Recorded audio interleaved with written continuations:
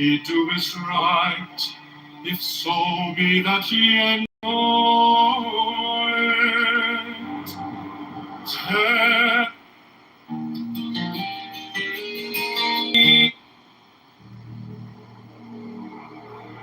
John Kitover for Chicago Mayor 2027. John is intelligent, creative, joyful, reliable, strong, courageous.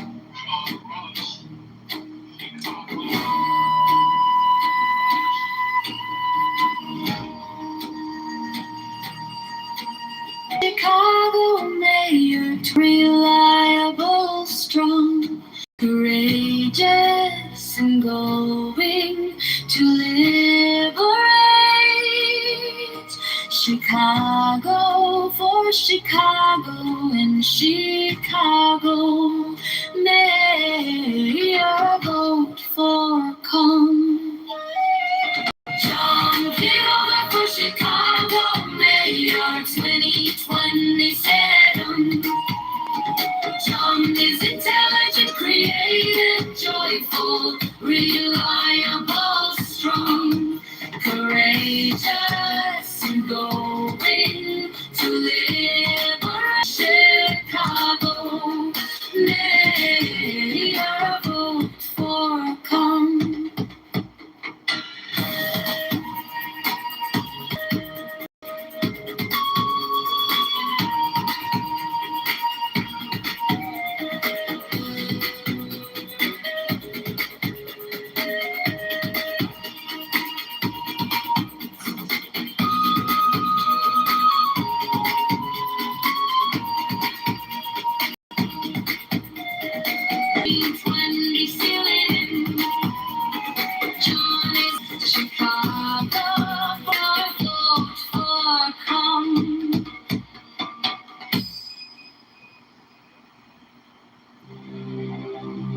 John Kitover for Chicago Mayor 2027.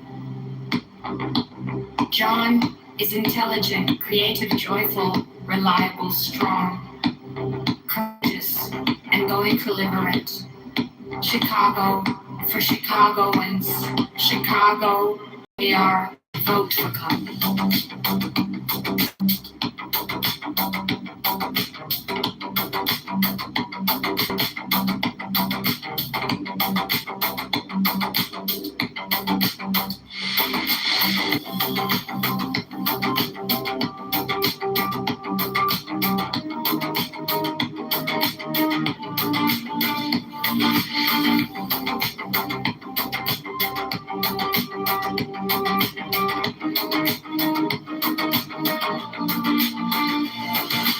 John Kitover for Chicago Mayor 2026. John is intelligent, creative, joyful, reliable, strong, courageous, and going to liberate Chicago for Chicagoans. Chicago Mayor, vote for come.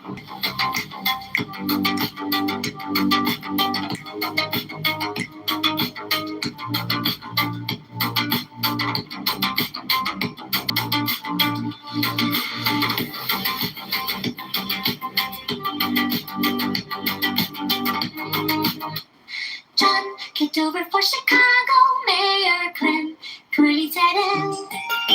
John is intelligent, creative, joyful, reliable, strong, courageous, and going to liberate Chicago for Chicago Mayor.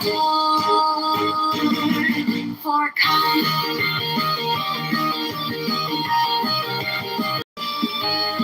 John Kitover for Chicago Mayor 2027. John is intelligent, creative, joyful, reliable, strong, courageous, and going to. John Kitover for Chicago Mayor 2027. John is intelligent, creative, joyful, reliable, strong, courageous, and going to liberate Chicago for Chicago.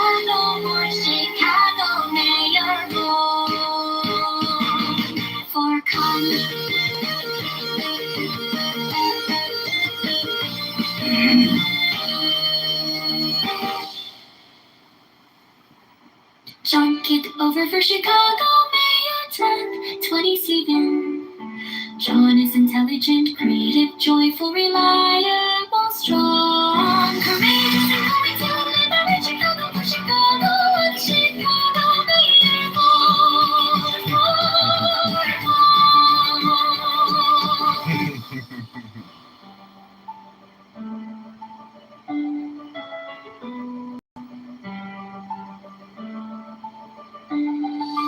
John Kitover for Chicago Mayor 10th, 27. John is intelligent, creative, joyful, reliable, strong, courageous, and going to liberate Chicago for Chicago and Chicago Mayor is intelligent, creative, joyful, reliable, strong, courageous, and going to liberate Chicago for Chicago, Chicago Mayor.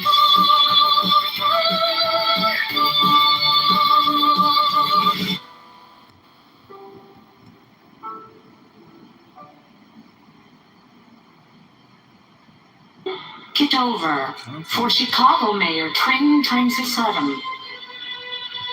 John is intelligent, creative, joyful, reliable, strong, courageous, and going to liberate Chicago for Chicagoland.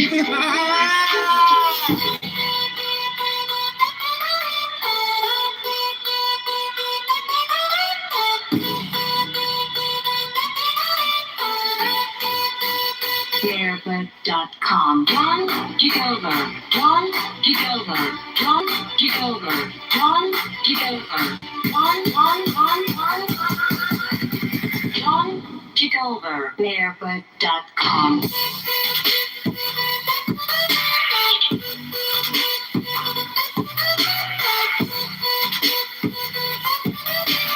John Kitover for Chicago Mayor 2027.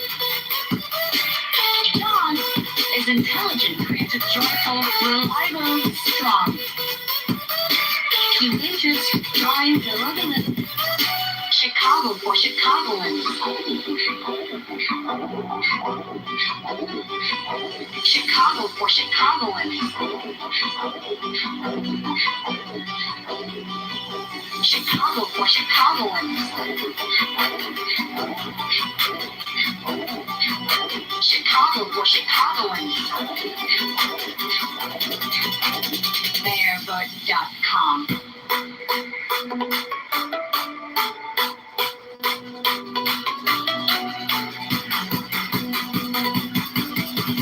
John Kitover. Bearbud.com.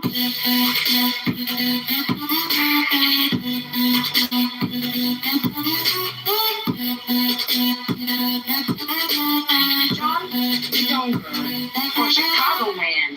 Reliable, strong, courageous, joyous, liberal. Chicago for Chicagoland.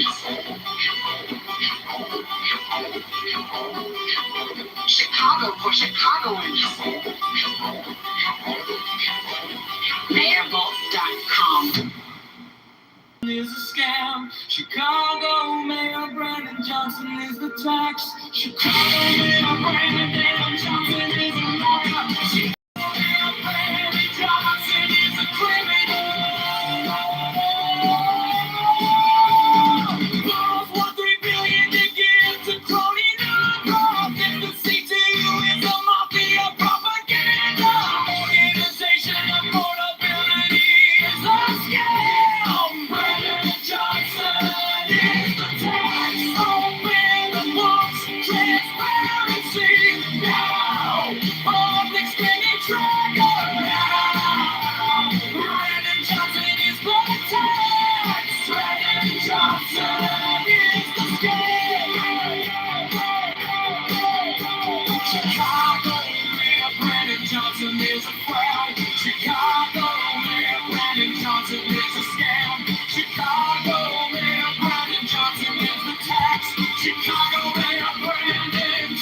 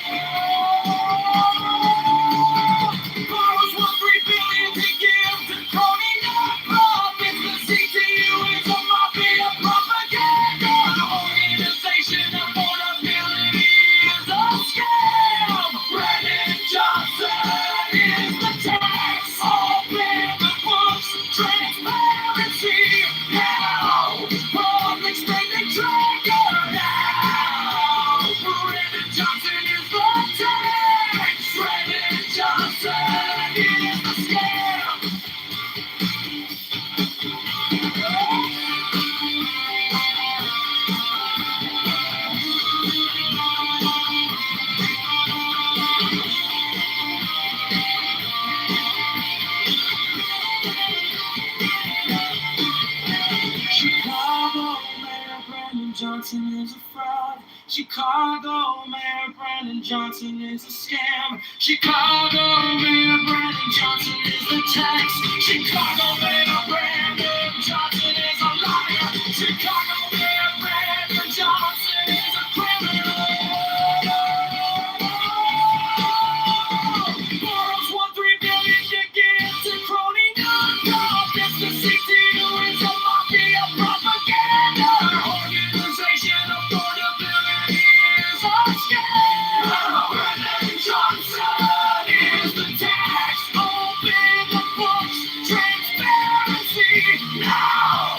Public spending tracker now. Brandon Johnson is the tax. Brandon Johnson is the scam.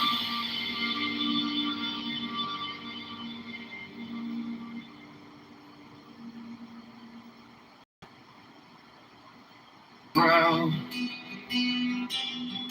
Chicago Mayor Brandon Johnson is a scam. Chicago Mayor Brandon Johnson is the tax. Chicago Mayor Brandon Johnson is a liar. Chicago Mayor Brandon Johnson is a criminal. Lost what they did and he gave to Corleone. Profits to CTU is a mafia propaganda organization. Affordability is a scam. Brandon Johnson is the tax. Open the books. Transparency now. Public spending tracker now. Brandon Johnson is the tax. Brandon Johnson is the scam. Brandon Johnson is the scam.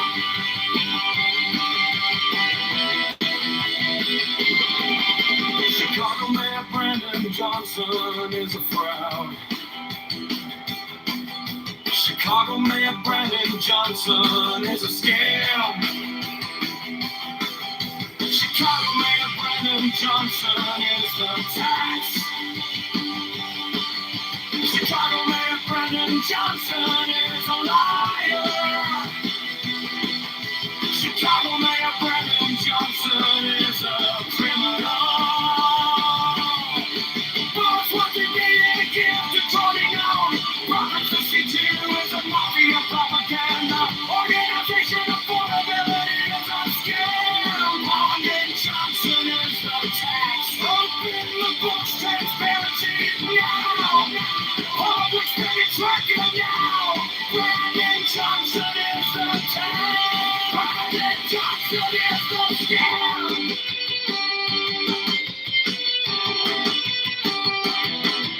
Chicago Mayor Brandon Johnson is a fraud. Chicago Mayor Brandon Johnson is a scam. Chicago Mayor Brandon Johnson is the tax. Chicago Mayor Brandon Johnson is a liar. Chicago Mayor Brandon Johnson is a criminal. Borrows $1.3 billion to give to Corleone. Profits to CTU is a mafia propaganda organization. Affordability is a scam. Brandon Johnson is the tax. Open the books. Transparency now. Public spending tracker now. Brandon Johnson is the tax. Brandon Johnson is the scam.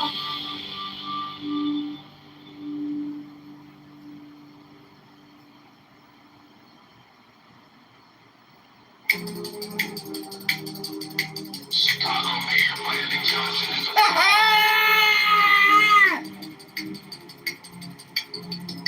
That's the big Chicago Mayor Brandon Johnson is a scam.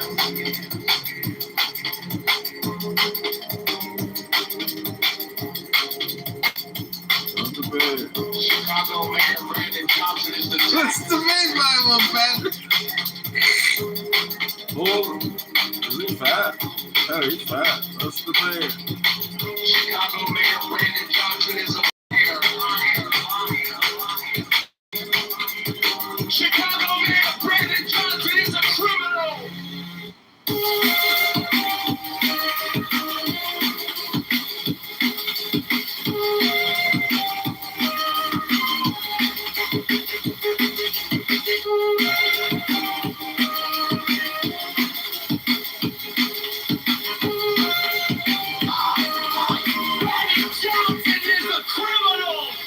Something 3 billion to give to crony non-profits. The CTU is a mafia propaganda organization. Affordability is a scam. Brandon Johnson is the tax.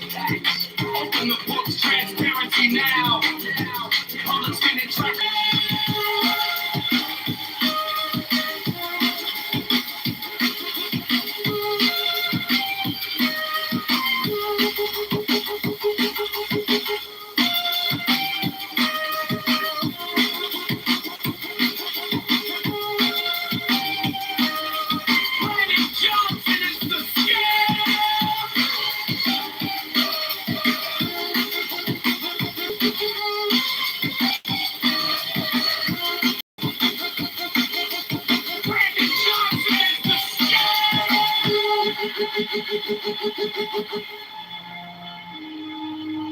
Reparations for black slaves is a scam.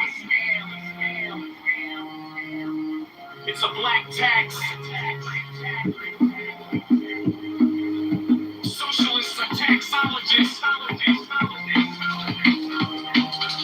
All taxation is fair.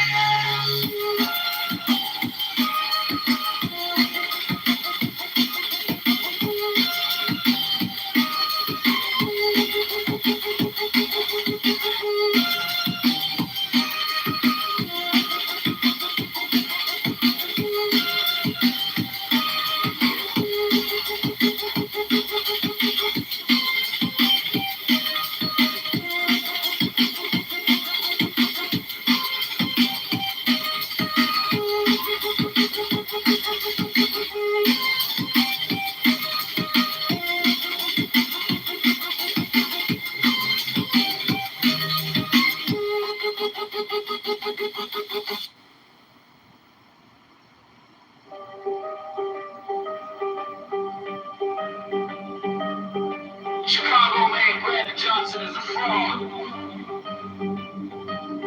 Chicago Mayor Brandon Johnson is a scam. Chicago Mayor Brandon Johnson is the tax. Chicago Mayor Brandon Johnson is a liar. Chicago Mayor Brandon Johnson is a criminal.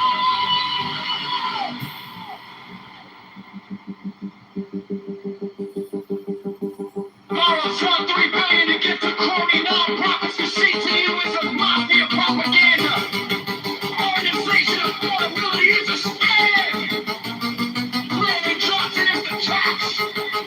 Open the books. Transparency.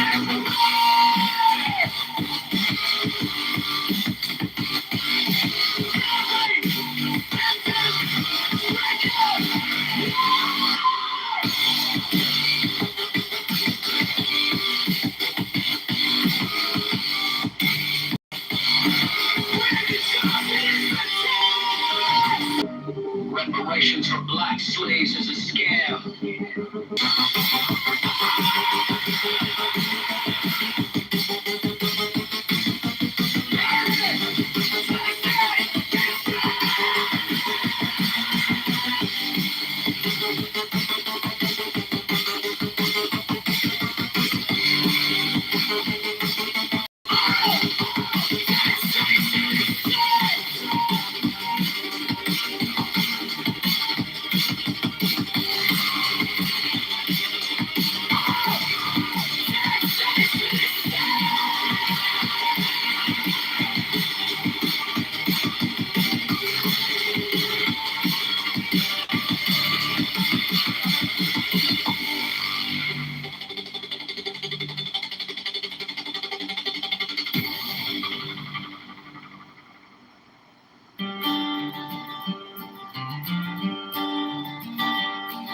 Chicago Mayor Brandon Johnson is a fraud.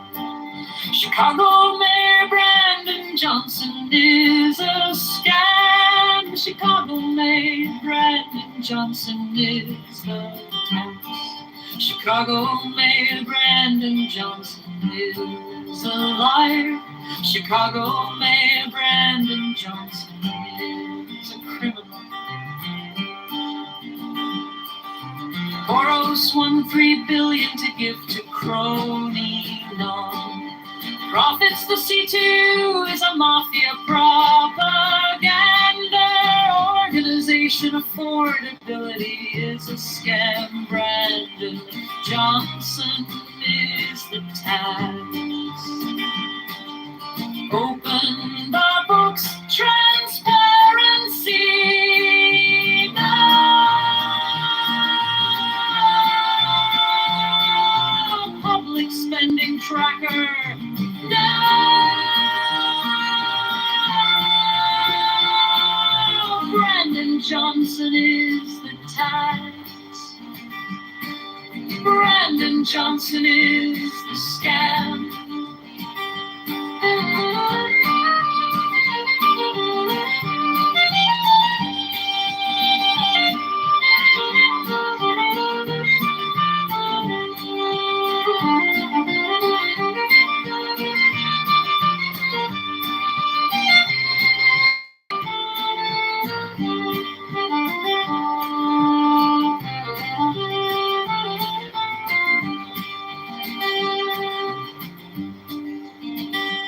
Reparations for black slaves is a scam. It's a black tax. Socialists are taxologists. All taxation is theft.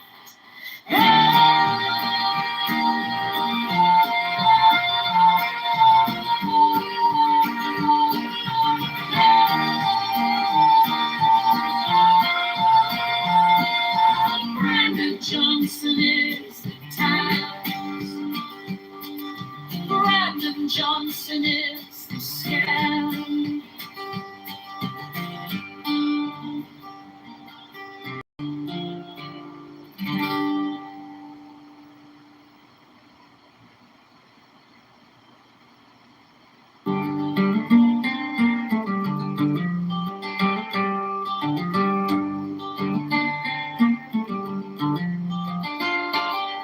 Chicago Mayor Brandon Johnson is a fraud. Chicago Mayor Brandon Johnson is a criminal. It's a crony, non-profits. The CTU is a mafia propaganda organization. Affordability is a scam. Brandon Johnson is the tax. Open the books, transparency now.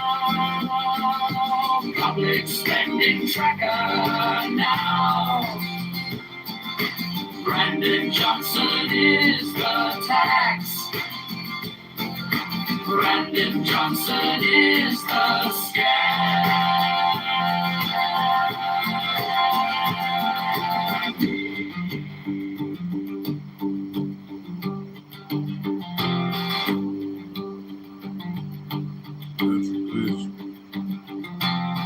Reparations for black slaves is a scam. It's a black tax. Socialists are taxologists.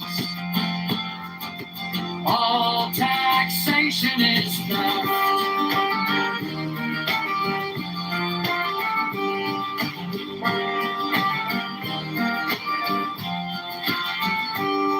Chicago Mayor Brandon Johnson is a fraud.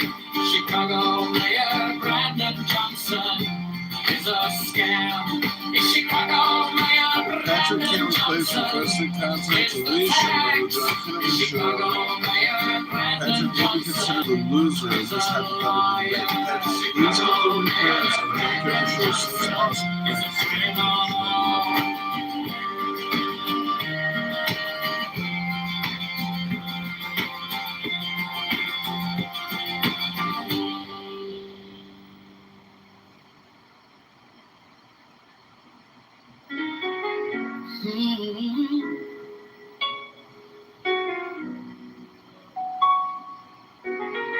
Chicago Mayor Brandon Johnson is a fraud. Chicago Mayor Brandon Johnson is a scam. Chicago Mayor Brandon Johnson is the tax. Chicago Mayor Brandon Johnson is a liar. Chicago Mayor Brandon Johnson is a criminal. Borrows $1.3 billion to give to crony now. Numbers I see too is a mafia propaganda.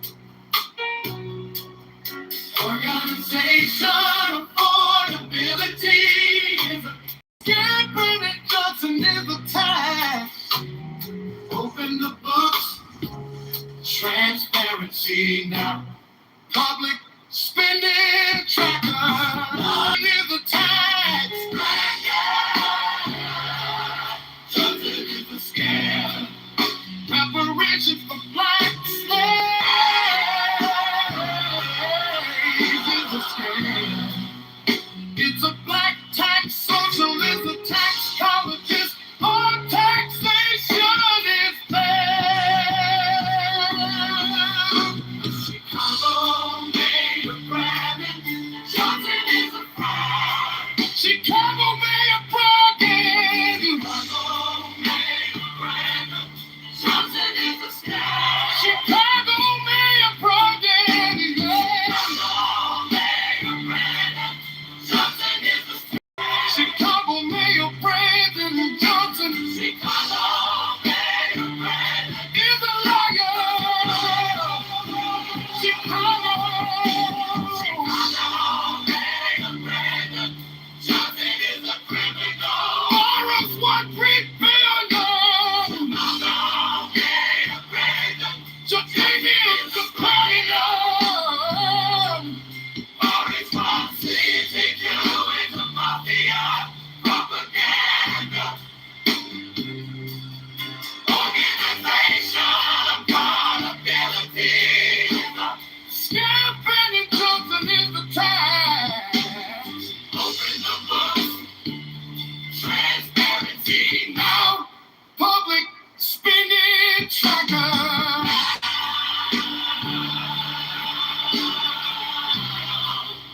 Brandon Johnson is the tax.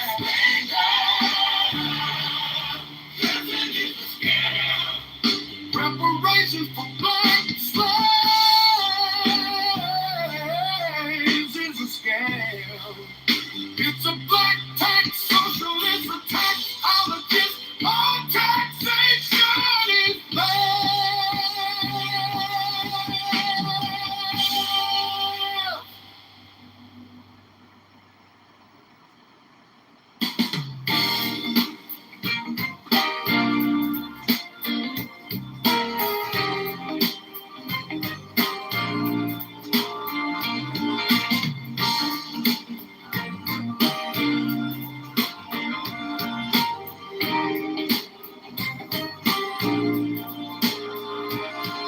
Chicago Mayor Brandon Johnson is a fraud.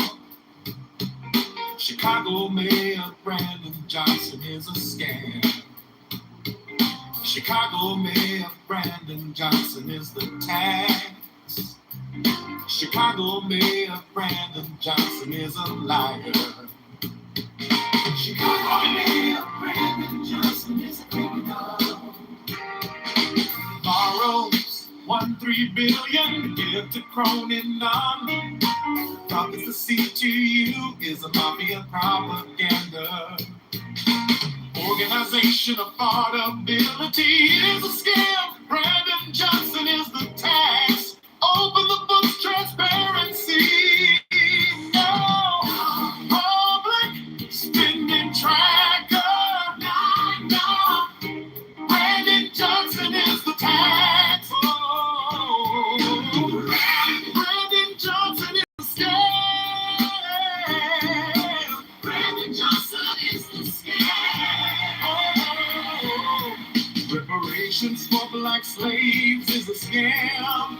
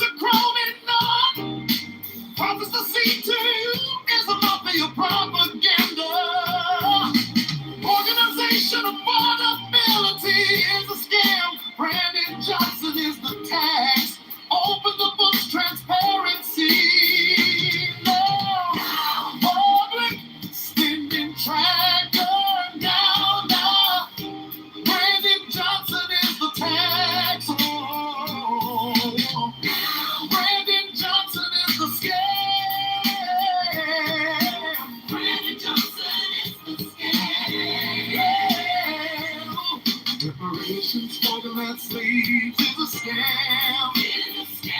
It's a black tax, socialist, a taxologist, all taxation is theft. Oh, Chicago mayor.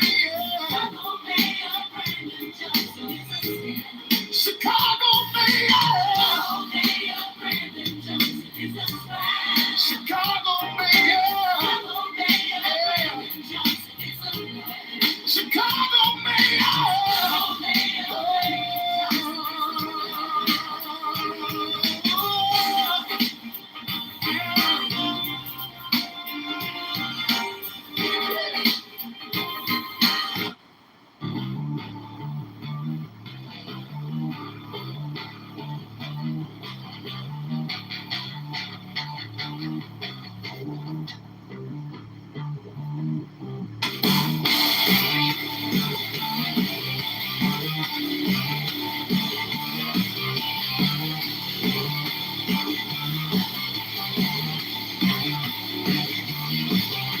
Chicago mayor Brandon Johnson is a friend. Chicago mayor Brandon Johnson is a scam. Chicago mayor Brandon Johnson is the tax. Chicago mayor Brandon Johnson is a liar. Chicago mayor Brandon Johnson is a criminal.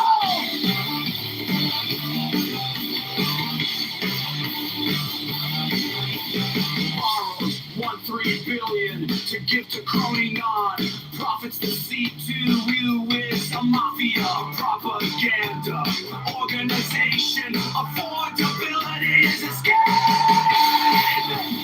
Brandon Johnson is the tax. Open the books. Transparency. Brandon's taxation.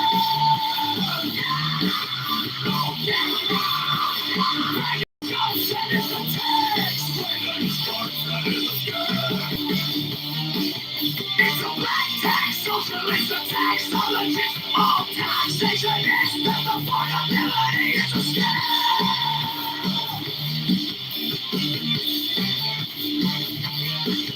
Chicago mayor Brandon Johnson is a fraud.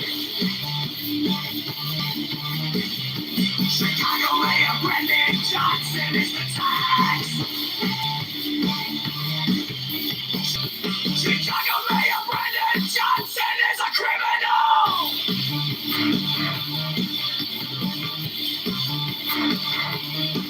Organization, affordability is a scam. Brandon Johnson is a tax. Open the books. Transparency.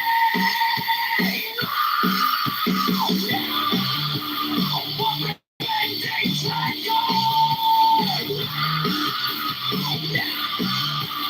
Brandon Johnson is the tax. Brandon Johnson is the scam. Reparations for black slaves is a scam. It's a black tax, socialism, taxologist, all taxation is theft. Affordability is a scam.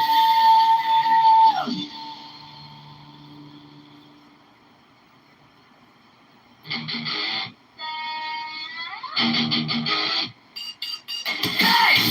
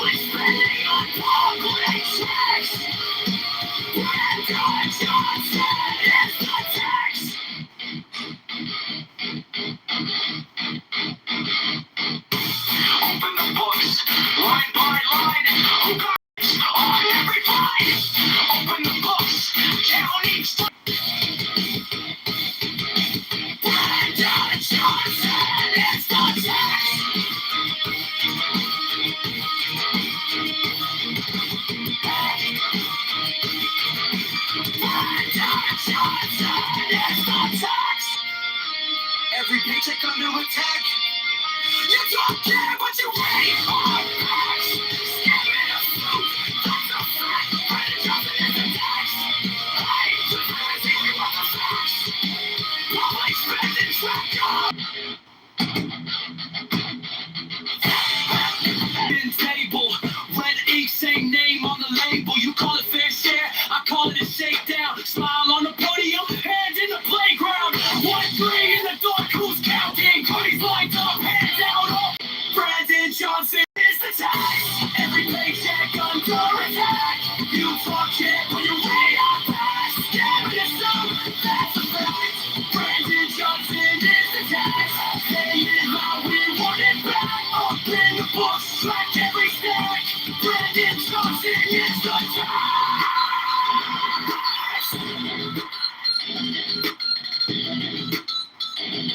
Yeah. Affordability, just a slogan on a flyer. Rents climb higher while you call me a denier. You brand every critic and enemy of hope. While families do the math that can't cut cops. Criminal that world basement quiet. Friends get fed, they still riot. You promised life, just gave us bad. We're paying out, you cash it in. Brandon Johnson is the tax. Every paycheck under attack. You talk shit when you pay out back. Scamming a suit, that's a fact. Brandon Johnson is the tax. Transparency, we want the facts. Public spending on public tracks. Brandon Johnson is the tax.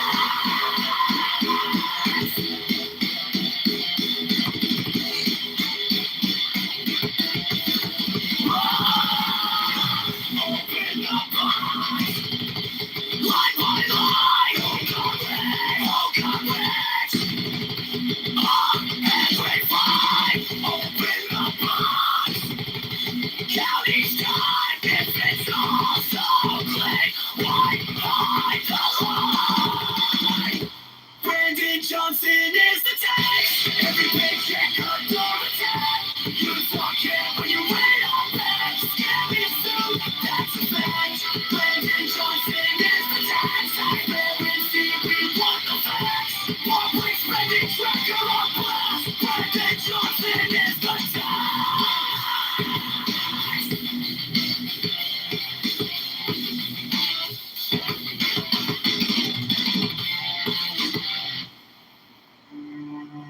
All that ye do is right, if so be that ye enjoy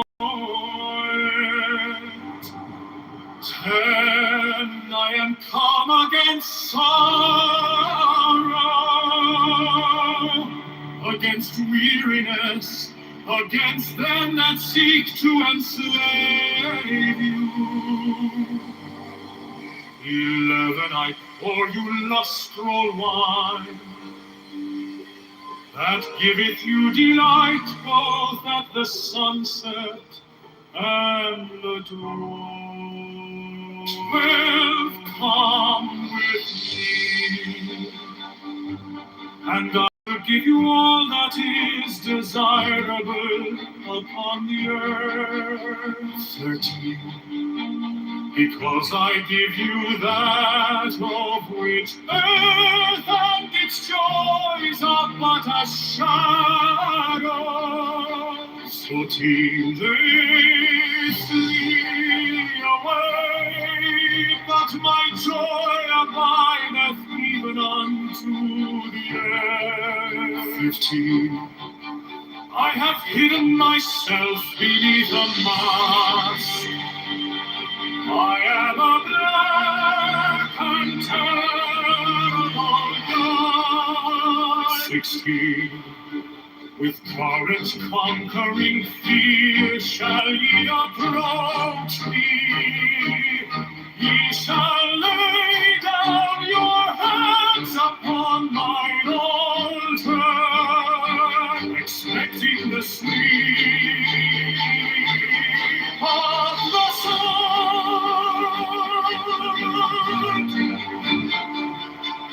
17, but the first kiss of love shall be radiant on your lips, and all my darkness and terror shall turn to light and joy.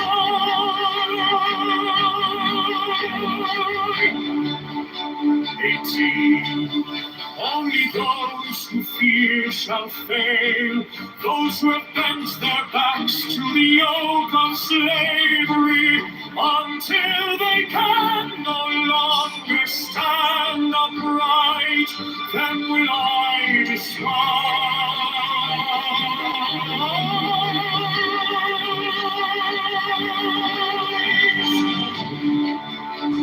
19. But you who have defied the law, you who have conquered by subtlety or force, you will I take unto me, even I will take you unto me.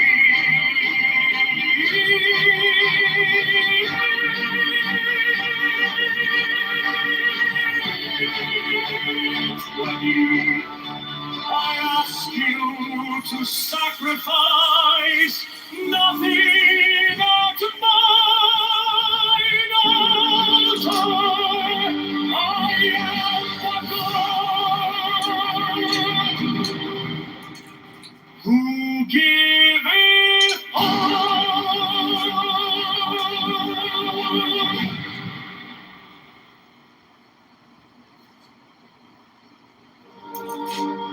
But you who have defied the law, you who have conquered by subtlety, or force,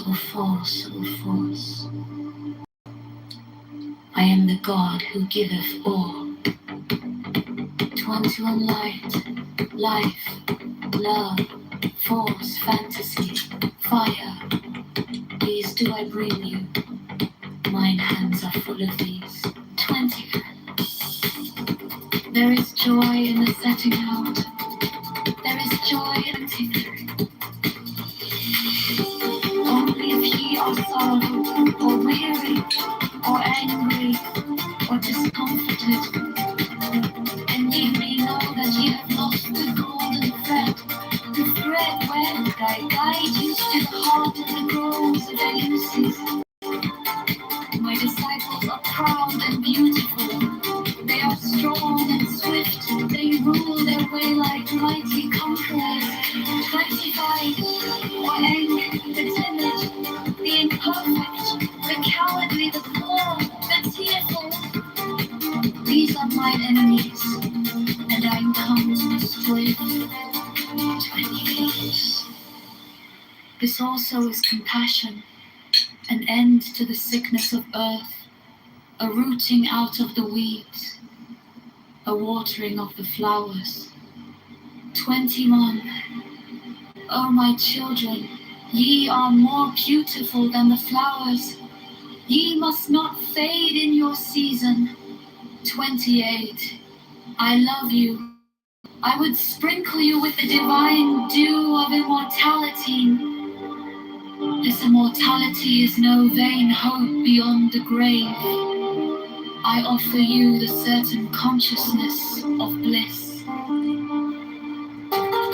30. I offer it at once on earth, before an hour hath struck upon the bell. Ye shall be with me in the abodes that are beyond decay.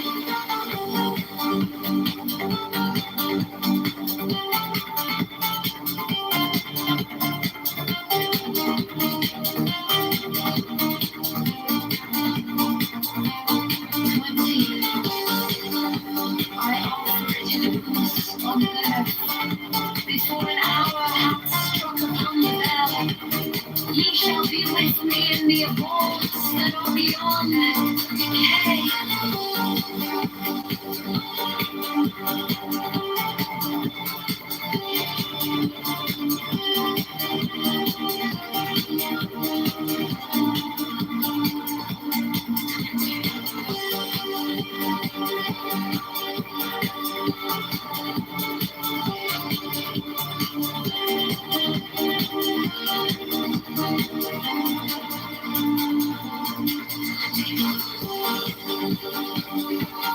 20.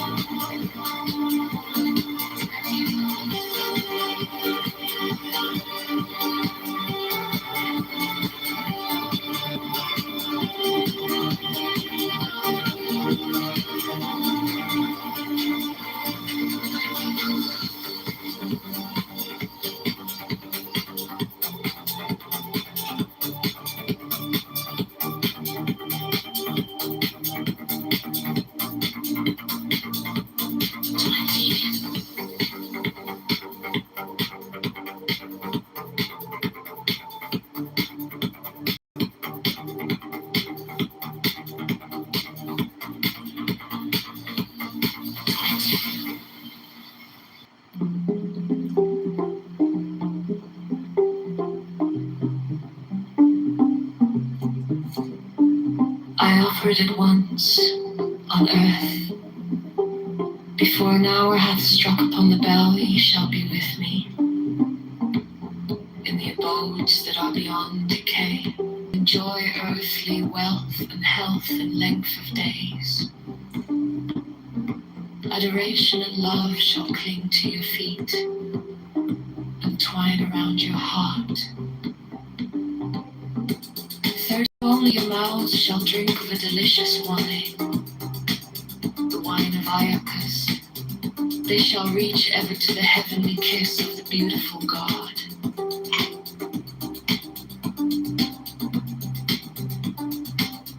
Thirty-three, I reveal unto you a great mystery. Ye stand between the abyss of height and the abyss of depth. 34, and I awaits your companion, and that companion is yourself. 35, ye can have no other companion.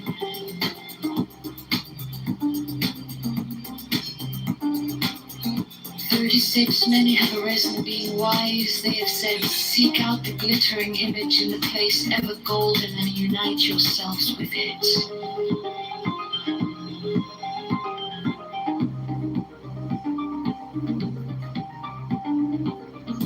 37, many have arisen being foolish. They have said, stoop down unto the darkly splendid world and be wedded to that blind creature of the slime.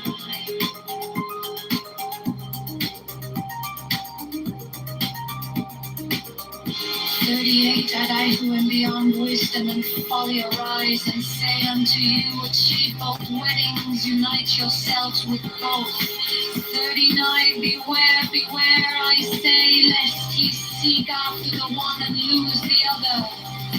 40, my adepts stand upright, their head above the heavens, their feet below the hells.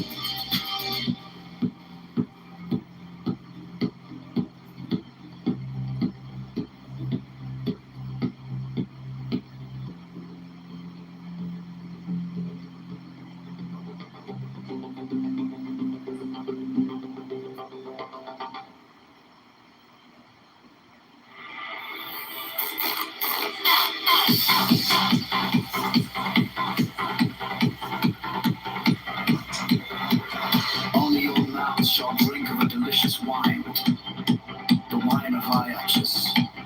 They shall reach ever to the heavenly kiss of the beautiful God. 33, I reveal unto you a great mystery. Ye stand between the abyss of heights and the abyss of depth. 34, and Ema awaits your companion, and that companion is yourself. 35, ye can have no other companion.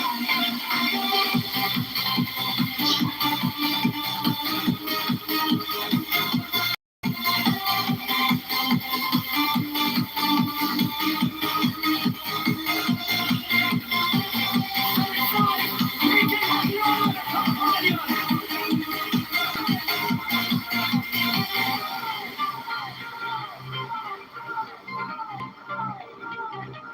Many have arisen, being wise.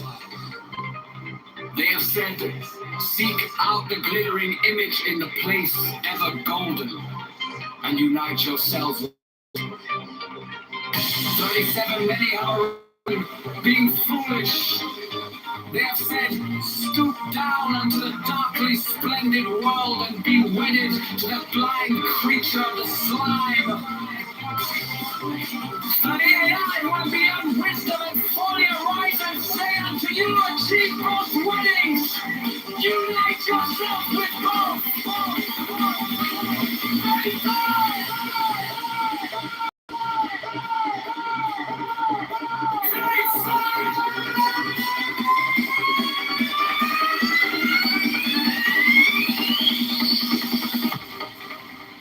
39, beware, beware. I say, lest ye seek after the one and lose the other.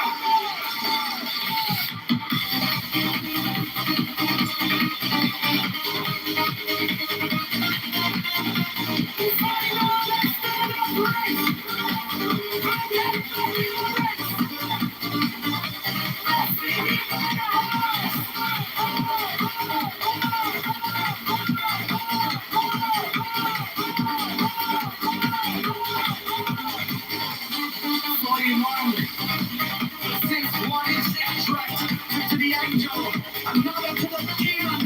Let the first strengthen the lower link, the last attach more firmly to the higher. 42. Back to equilibrium, become perfect. I will aid my disciples as fast as they acquire this balance, power, and joy. So fast, so will I push them. 43. They shall in their turn speak from his invisible throne. Their words shall illumine the worlds. 44. They shall be masters of majesty and light. They shall be beautiful and joyous. They shall be clothed with victory and splendor. They shall stand upon a firm foundation. The kingdom shall be theirs.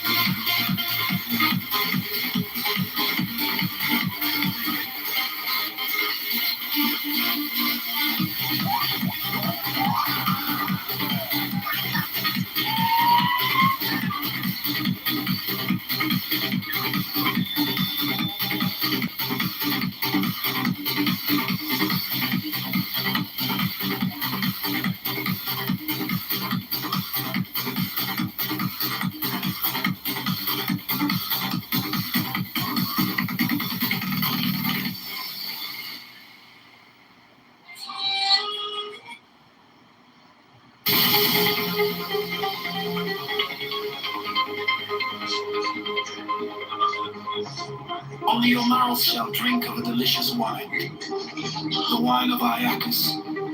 They shall reach ever to the heavenly kiss of the beautiful God, of height and the abyss of death. Governor control of thought. Constrain the mind to concentrate itself upon a single simple object imagined. The 5 tatwas are useful for this purpose. They are a black oval, a blue disc, a silver crescent, a yellow square, a red triangle. Proceed to combinations of simple objects, e.g. a black oval within a yellow square and so on. Hello! Swinging, a wheel revolving, and living objects. Proceed to combinations of moving objects, e.g. a piston rising and falling while a pendulum is swinging. The relationship should be varied in different experiments, or even a system of flywheels, eccentrics, and governor. During these practices, the mind must be absolutely confined to the object determined upon. No other thought must be allowed to intrude upon the consciousness. The moving systems must be regular and harmonious. Note carefully the duration of the experiments, the number and nature of the intruding thoughts, the tendency of the object itself to depart from the course laid out for it, and any other phenomena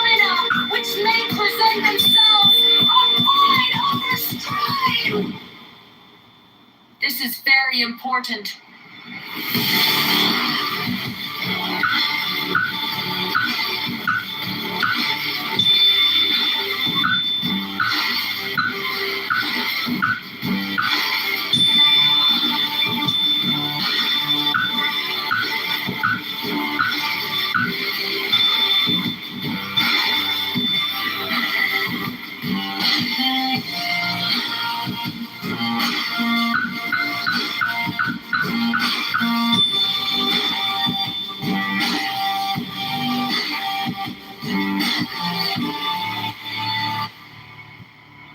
Hello? Hello? I got pictures of y'all's pussy for sale. $10 a pussy pic. $10 a titty. Y'all's pussy pics are for sale. Hello? Who wants a pussy pic of y'all? It's not much to look at. Name of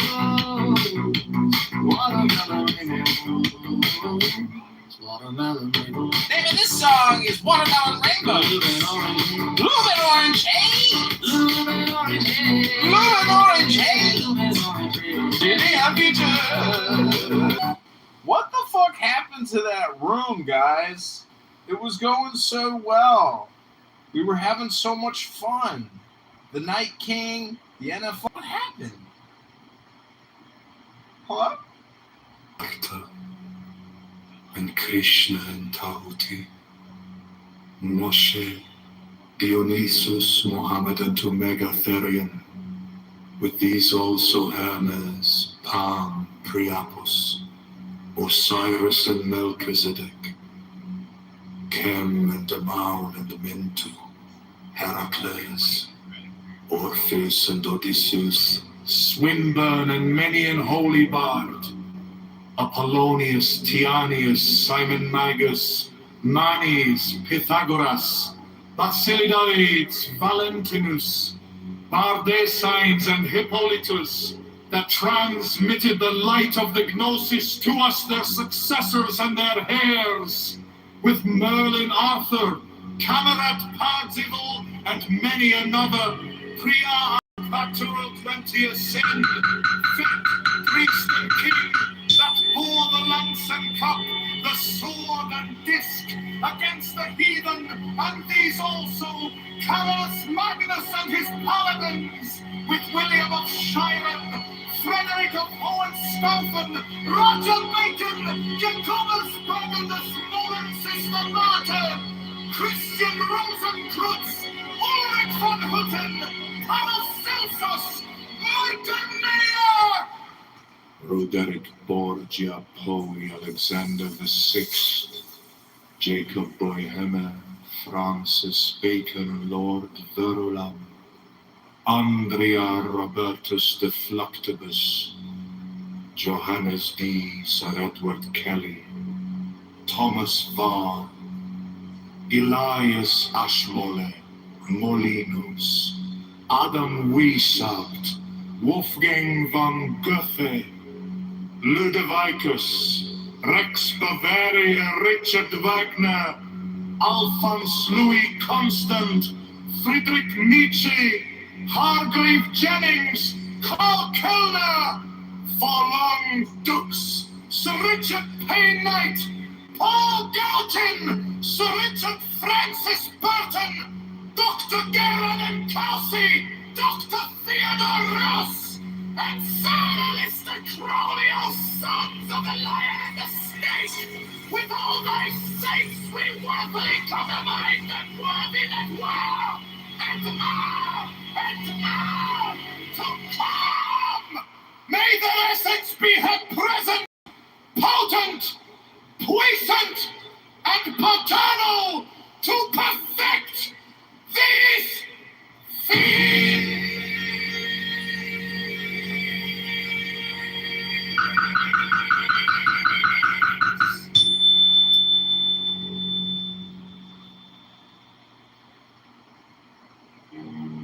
Look who it is! Blavatsky.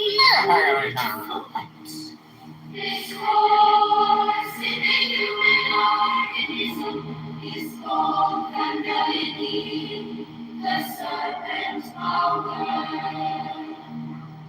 There are any number of systems which attempt to tell unwary students how to awaken the sleeping. Kundalini. They are too often successful, and the results of their misguided efforts are human wrecks and derelicts, people driven to madness and obsession. For the fact is that Kundalini is a real force, and is as powerful in destruction as it is in integration. Every person automatically receives the instruction he needs to awaken. Kundalini.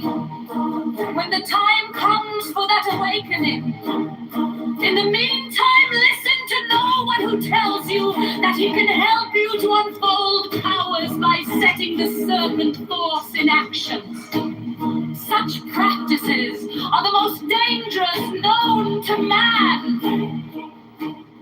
The proper way to prepare yourself for the time when you can do such a thing safely is to learn how to control your body, your mind, and your emotions.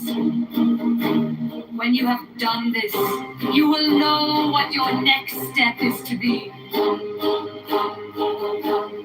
Kundalini is not a force to be feared. You really use it every day of your life, but you use it naturally and without giving it conscious attention.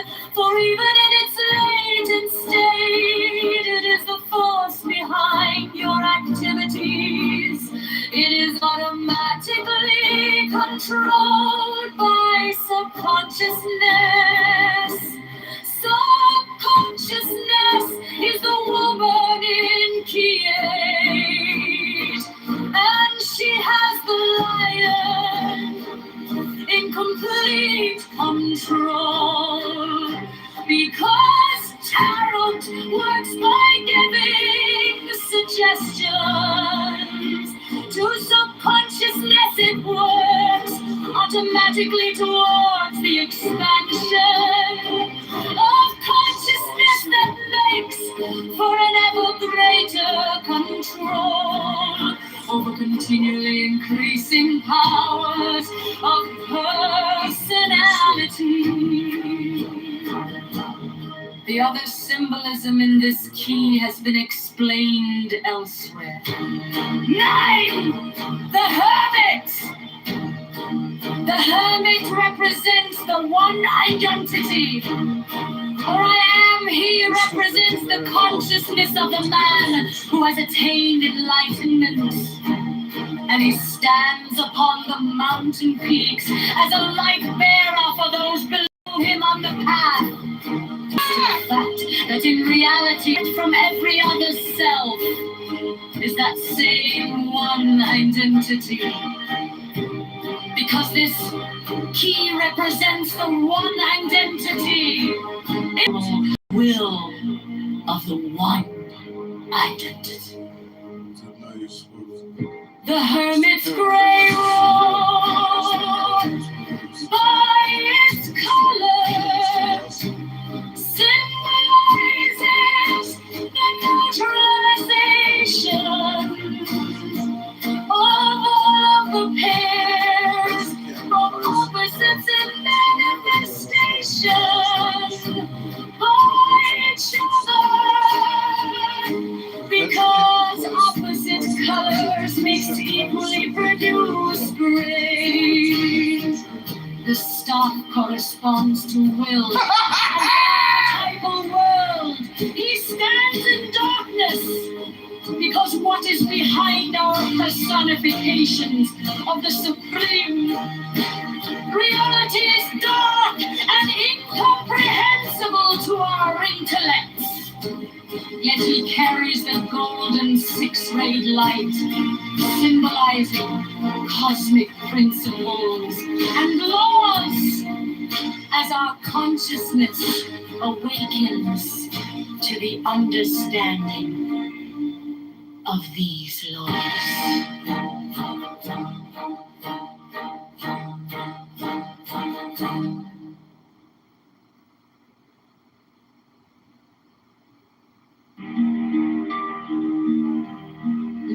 Blavatsky called thought.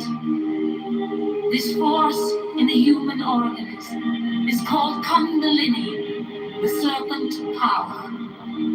There are any number of systems which attempt to tell unwary students how to awaken the sleeping Kundalini. They are too often successful, and the results of their misguided efforts are human wrecks and derelicts. People driven to madness and obsession. For the fact is that Kundalini is a real force and is as powerful in destruction as it is in integration. Every person automatically receives the instruction he needs to awaken. Kundalini, when the time comes for that awakening, listen to no one who tells you that he can help you to unfold powers by setting the serpent force in action. Such practices are the most dangerous known to man. The proper way to prepare yourself for the time when you can do such a thing safely is to learn how to control your body, your mind, and your emotions.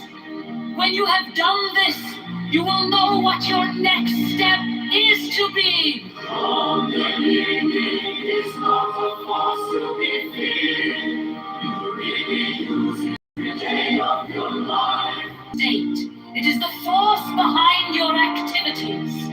It is automatically controlled by subconsciousness. Because Tarot works by giving suggestions to subconsciousness.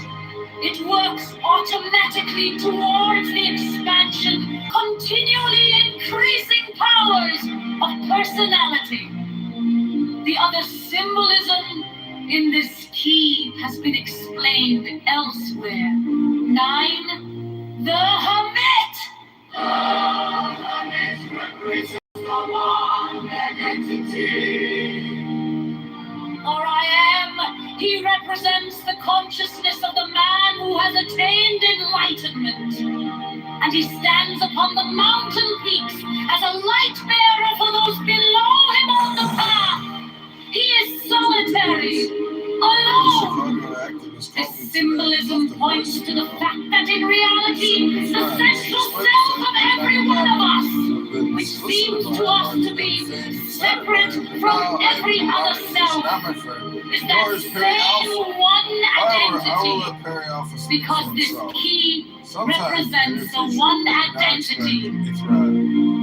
It also symbolizes, since the manifested universe came into being by an act of the primal will of the one identity, the hermit's gray robe by its color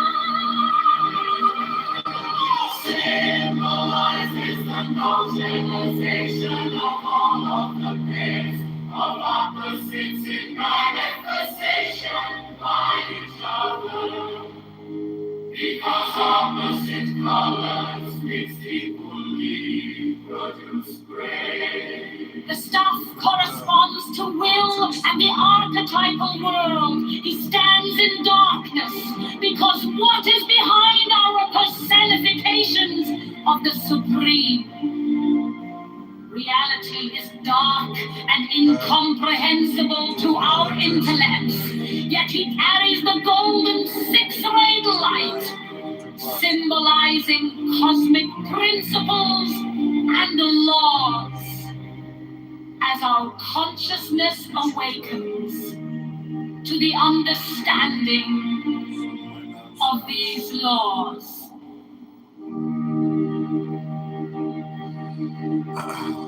Can't wait to post more. Take care of that. the darkness recedes Don't bother texting me, as man. the light shines more bright.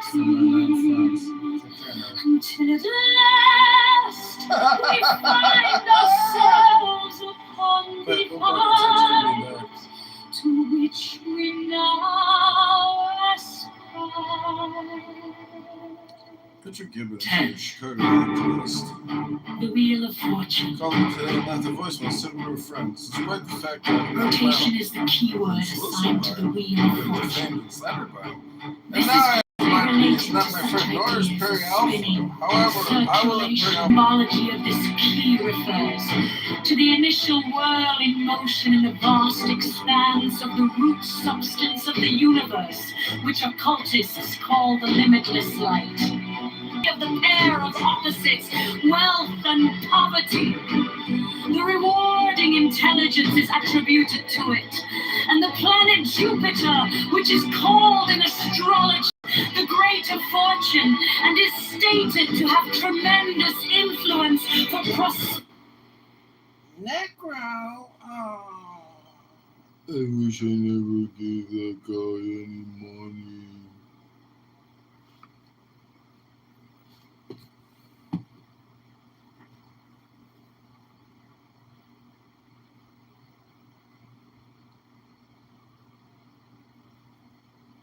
This is Chicago mayoral candidate John Kitover.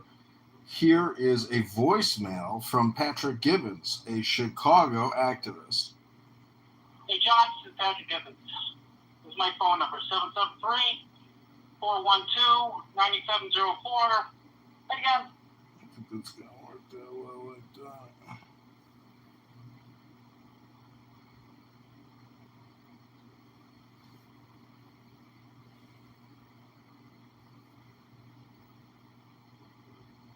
This is Chicago mayoral candidate John Kitover. I got a threatening voicemail from Patrick Gibbons, a Chicago activist.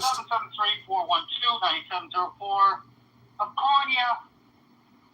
We always had a good relationship, you and me. Friendship, we did. Never We met still him. do. Never The met him. reason why, and I'll be very forward with you, that I said the things online about you, and I did take them down. Every post of you is taken down. Every one. That's the God's truth. Everyone's taken down. It's because you shared that video from Ramona. That video is slanderous, malicious. She did it because she's not mentally well. Okay? In response to it, I have 5 police reports on her for domestic abuse. I have. As if I give a fuck about any of this. Why is some guy randomly calling me to tell me about his domestic issues? I have a restraining order on her in 2023. Wow, great. So happy and proud for Now, all you. this stuff, John, doesn't mean shit probably, but it's all going to come out. The video needs to be down. Any bad post of me from you needs to be down too. Because you know I've never ever hustled you for money. And it's thousands of dollars. Let's be honest with each other. I never did. Really? I was always in a straight egg with you, right? So, as a gentleman, because I took everything down for you that I said about you, can you please take everything down you said about me?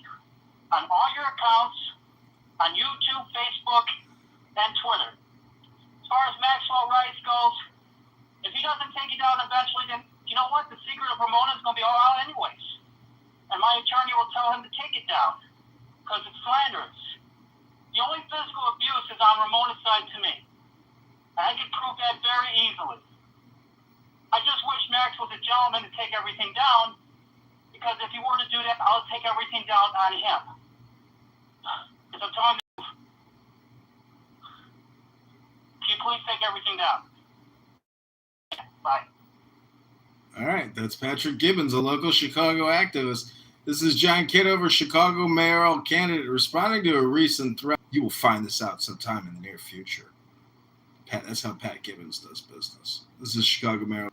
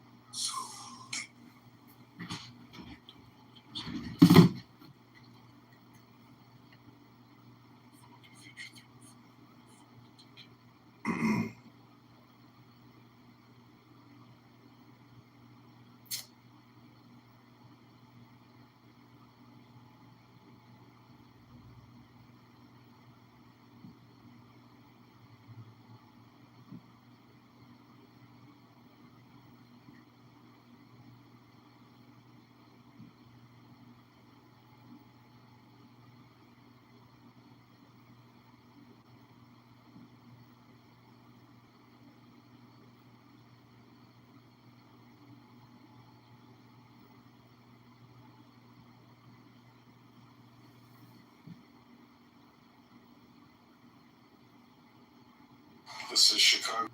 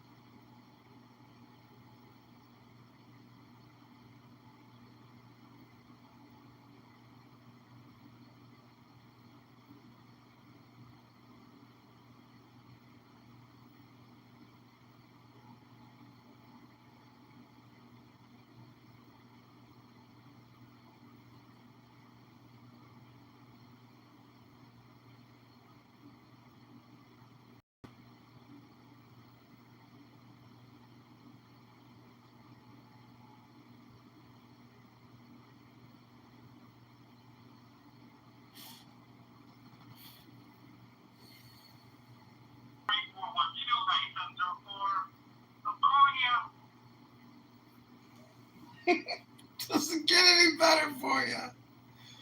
But don't bother.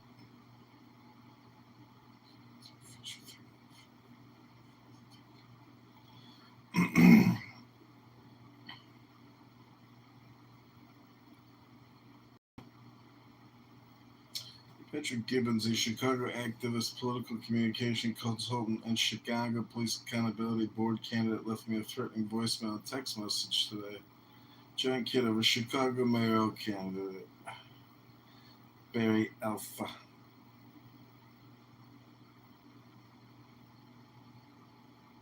This is Chicago mayoral candidate John Kitover. I got a threatening voicemail from Patrick Gibbons.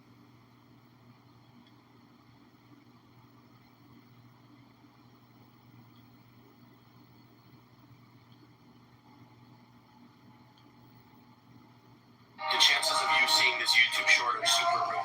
There's over 100 million. The God who giveth all.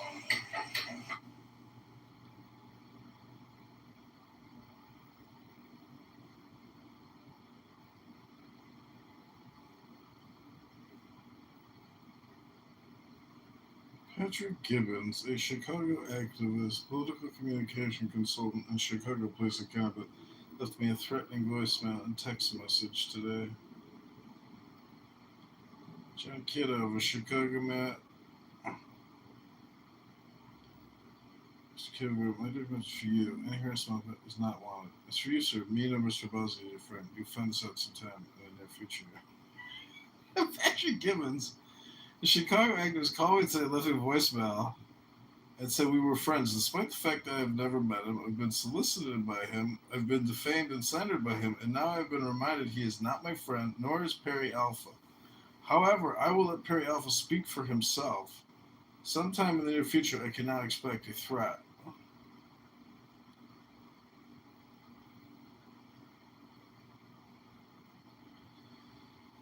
Here we go. Prosperity and all benefits were well placed in a horoscope. Are the cherubs mentioned in Ezekiel and Revelation? They represent the 4 fixed signs of the zodiac.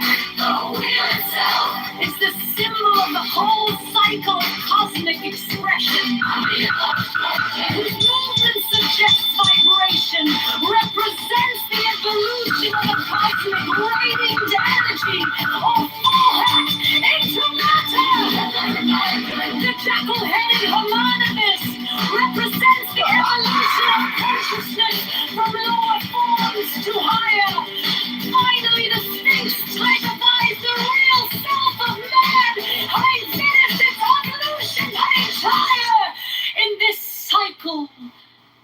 manifestation. 11 stands for equilibrium balance, which literally means action or work. It manifests itself in the form of a law of undeviating justice. This doctrine is expressed in the Judeo-Christian dictum, as a man soweth, so shall he also reap. In physics, it is stated that every action has an equal and opposite reaction. It is the entire appearance of cause-effect. The two curtains, suggesting duality, represent balance by their symmetrical arrangement. The throne repeats the pillar and veils symbolism of key 2. The circle and square on the front of the crown refer to the movement of spirit within material forms. The sword represents discrimination, which is closely allied to the idea of justice. Is the agency through which all of the forces represented by keys 1 to 10 are transferred to the manifesting powers represented by keys 12 to 21. This cryptic statement deserves a great deal of thought upon your part. You will be well rewarded for your effort.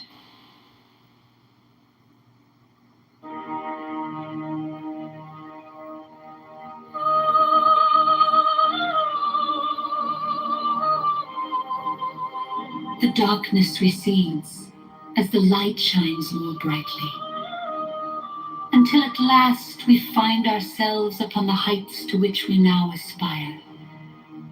10. The Wheel of Fortune is the key word assigned to the Wheel of Fortune. This is closely related to such ideas as spinning, circulation, rolling, whirling, wheeling, ether. What is meant here is that the symbology of this key refers to the initial whirling motion in the vast expanse of the root substance of the universe, which occultists call the limitless light. Differentiations of this primary motion cause all changes in form or quality on every plane. The title refers to the attribution to this key of the pair of opposites, wealth and cavity.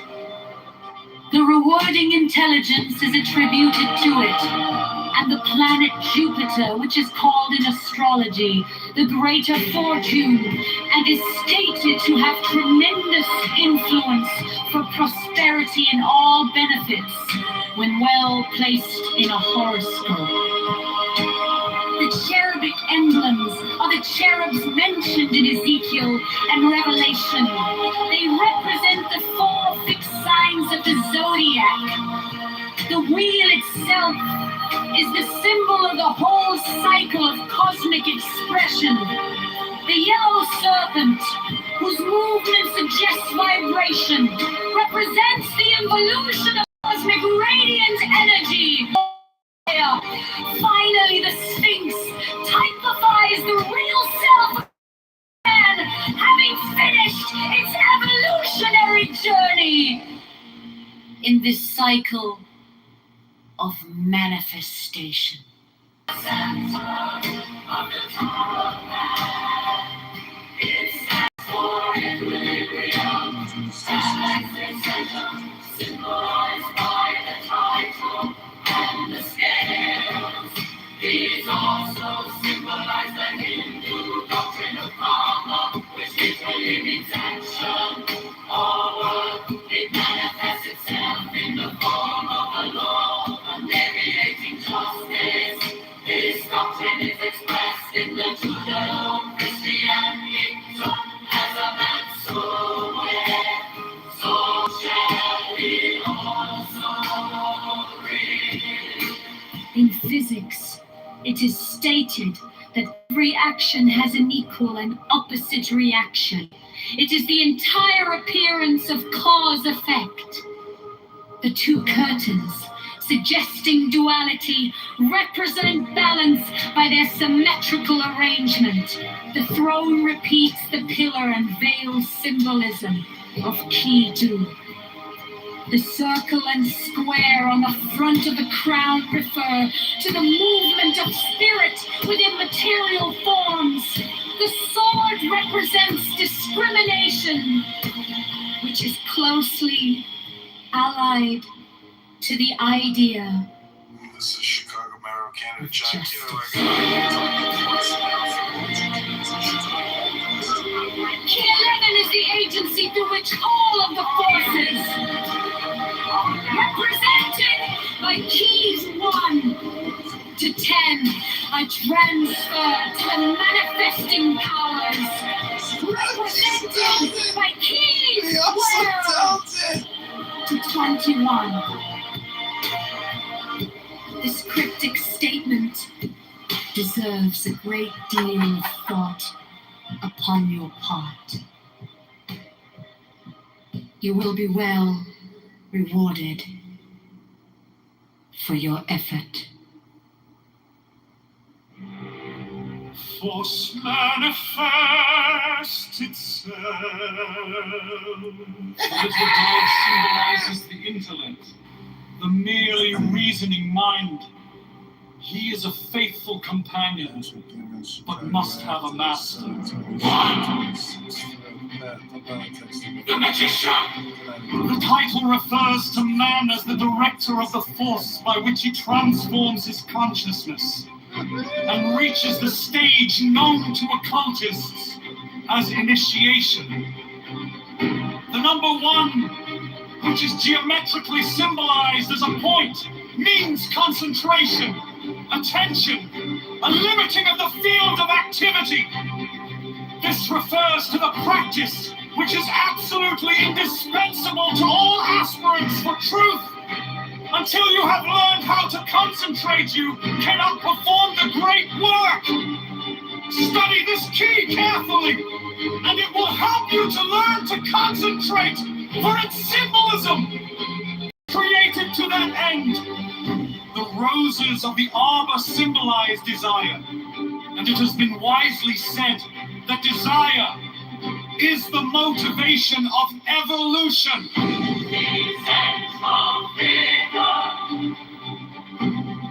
By his posture, clearly indicates that he draws power from above. This is a central point of occult doctrine, because you cannot even begin to use the subtler forces of nature until you realize that you do nothing of yourself, but simply act as a channel through which the life force expresses itself. His uplifted wand is a symbol of his ability to direct the natural forces with which he works. Also of the Hermetic axiom, that which is above is as that which is below. The horizontal 8 represents dominion, strength, and control, and is also the mathematical sign of infinity. The magician's left hand points to the ground in a gesture of concentration. The black hair bound with a white band symbolizes the limitation of ignorance by knowledge. Serpent of eternity! The table is the field of attention, which is the workbench of the magician. The implements are the wand, cup, sword, and pentacle. They represent fire, water, air, and earth. All the subconscious mind which is cultivated by the acceleration of the self-conscious mind. From this garden spring all of the powers of consciousness. Wow, you got a great, wow, Because they are white and 6 wow, petals, your YouTube represent channel's the taking absolute off. perception of truth, as Taking well off, as the man. cosmic laws and principles by which the universe too is bad. sustained. Too bad we couldn't do a podcast. Yes. The astrological attribution of King 2 wow, is the your moon. YouTube channel's taking The off, moon is a man. reflector of sunlight, and thus is a symbol of reflection, duplication. Aquarius. The crescent moon is cup-shaped.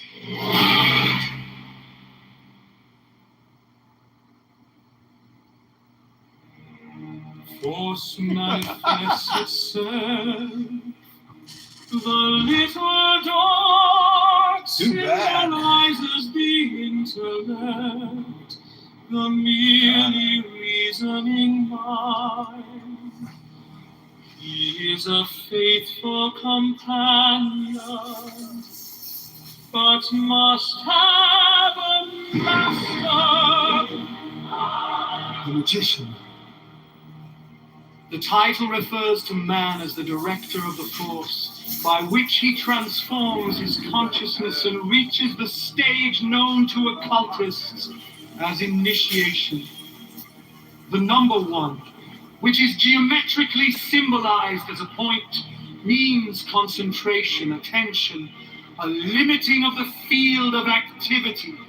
This refers to the practice, which is absolutely indispensable to all aspirants for truth. Until you have learned how to concentrate, you cannot perform the great work. Study this key carefully, and it will help you to learn to concentrate, for its symbolism was created to that end. The roses of the arbor symbolize desire, and it has been wisely said that desire is the posture, clearly indicates that he draws power from above. This is a central point of doctrine, because you cannot even begin to use the subtler forces of nature until you realize that you do nothing of yourself, but simply act as a channel through which the life force expresses itself. His uplifted wand is a symbol of his ability to direct the natural forces with which he works. Also of the Hermetic axiom, that which is above is as that which is below. The horizontal 8 represents dominion, strength, and control, and is also the mathematical sign of infinity. The magician's left hand points to the ground in the gesture of concentration. The black hair bound with a white band symbolizes the limitation of ignorance by knowledge. The red rose is action and desire. The white undergarment, symbolizing wisdom, is encircled with the serpent of eternity. The table is the field of attention, which is the workbench of the magician. The implements are the wand, cup, sword, and pentacle. They represent fire, water, air, and earth. Also imagination, action, and physical embodiment. The garden is the subconscious mind, which is cultivated by the acts of attention of the self-conscious mind. From this garden spring all of the powers of subconsciousness. Lilies, because they are white and six-petaled, represent the abstract perception of truth, as well as the cosmic laws and principles by which the universe is sustained. To the high priestess. The astrological attribution of Kitover is the moon. The moon is a reflector of sunlight, and thus is a symbol of reflection, duplication, as in a mirror, and ideas. The crescent moon is cup-shaped, and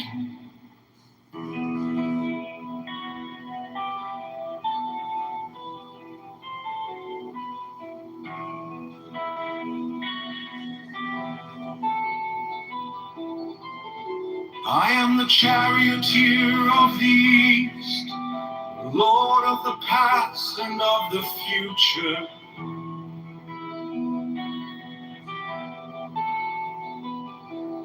I see by mine own inward light, Lord of resurrection. who cometh forth from the dust, and my birth is from the house of death. O ye true divine hearts upon your pinnacles, who keep watch over the universe, yea, who company the beer to the house of rest, who pilot the ship of rod, advancing onwards to the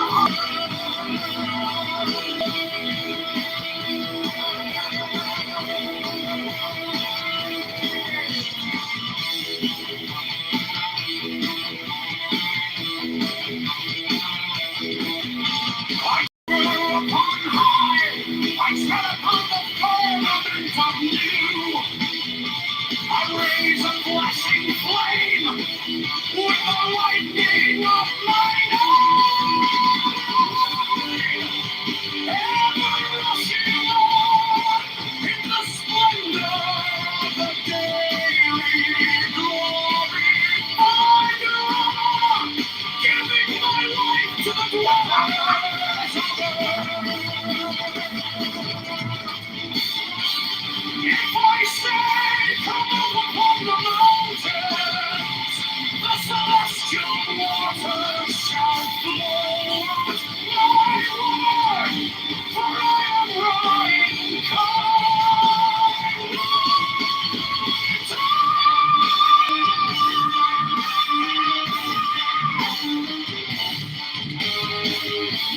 Kefra created in the flesh.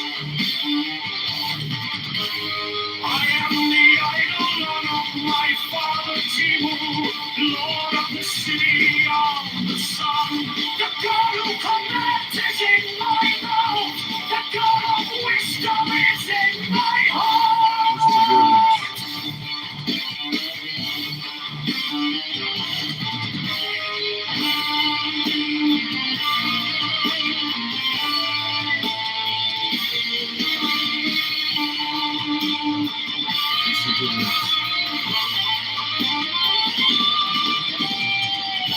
My tongue is the sanctuary of truth, and the God sitteth upon my lips.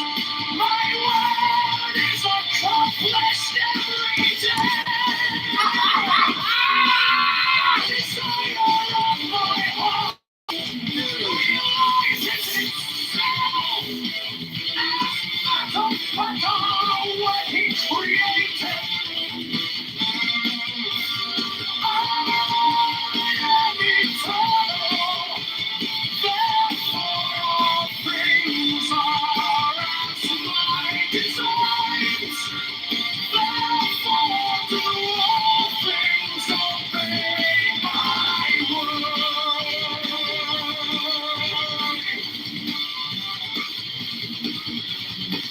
Therefore do all come forth unto me from fine abode in the silence.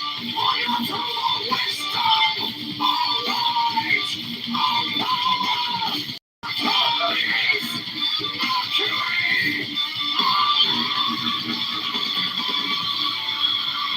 I will ever may my cause and aid and guard me in this work of art.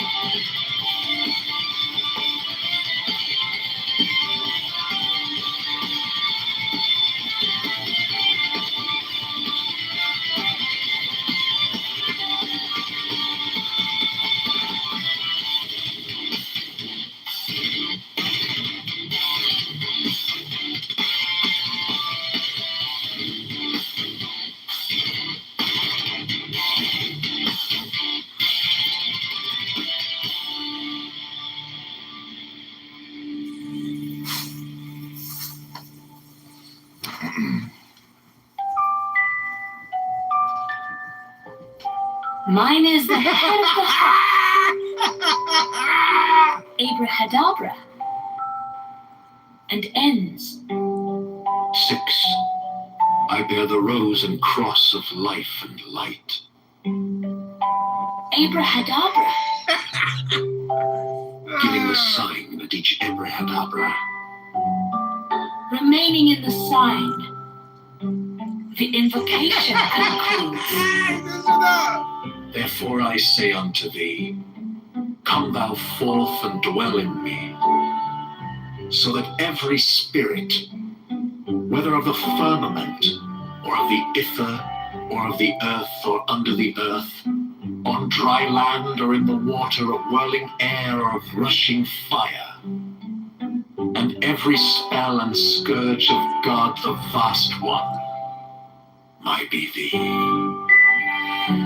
Abrahadabra. The adoration. Impromptu. Closed by banishing. I think this was omitted at W's order.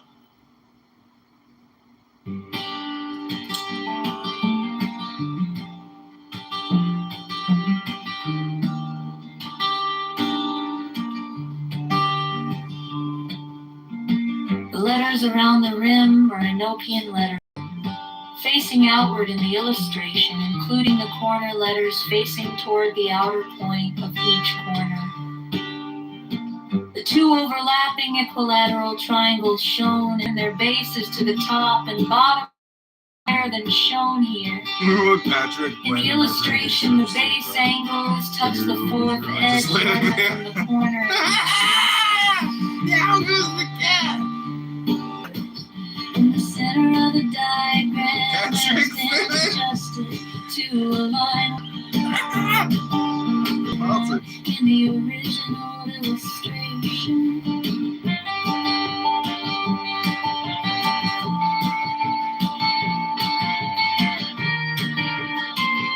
And two circles symmetrically arranged in the pattern of a 7-pointed star with point upward. There is no actual 7-pointed star drawn. These devices are all oriented to be viewed from the center of the figure. Their size is about that of 3-edged divisions vertically and horizontally, and their text would be at right angles to any straight line that might be drawn from the center of the figure. These devices have been represented by the numbers 1 through 7 in the approximation above. They are separately approximated below, not to scale.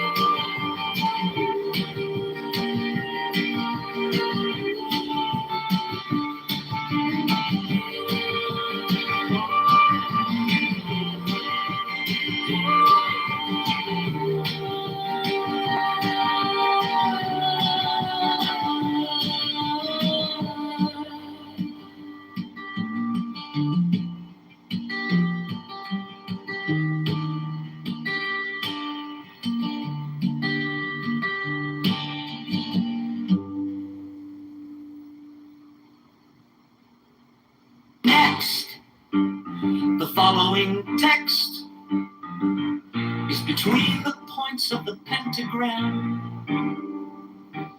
starting at upper right. The words below are arced in a circle.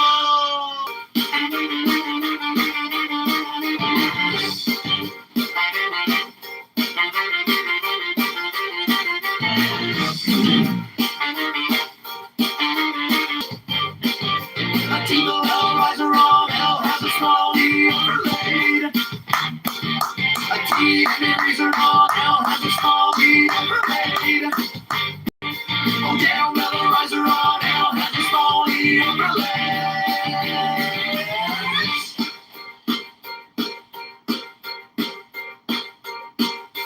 21. I8. Oroville riser on hell has a small E overlaid. Next. The following letters are in the voids, but within the voids of the pentagram. One to a point and in order from top clockwise. C, M, S, and C.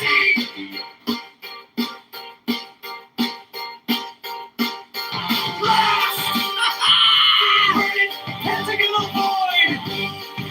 The pentagram contains the following.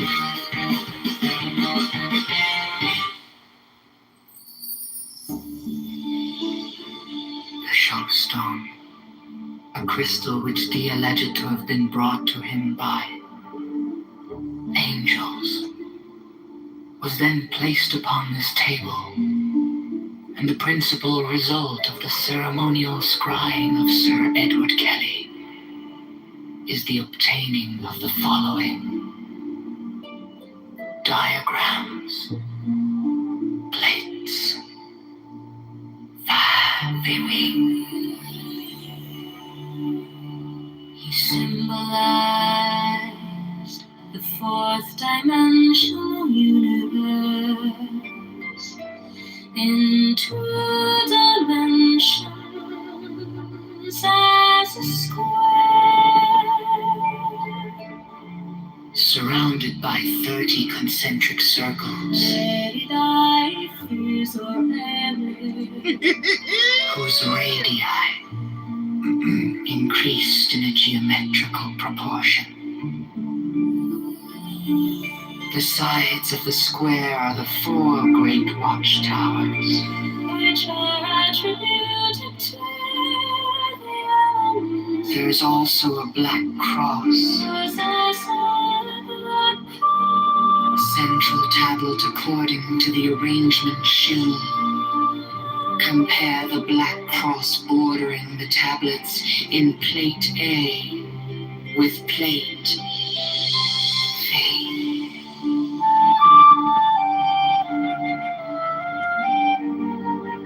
Great figures, the general view.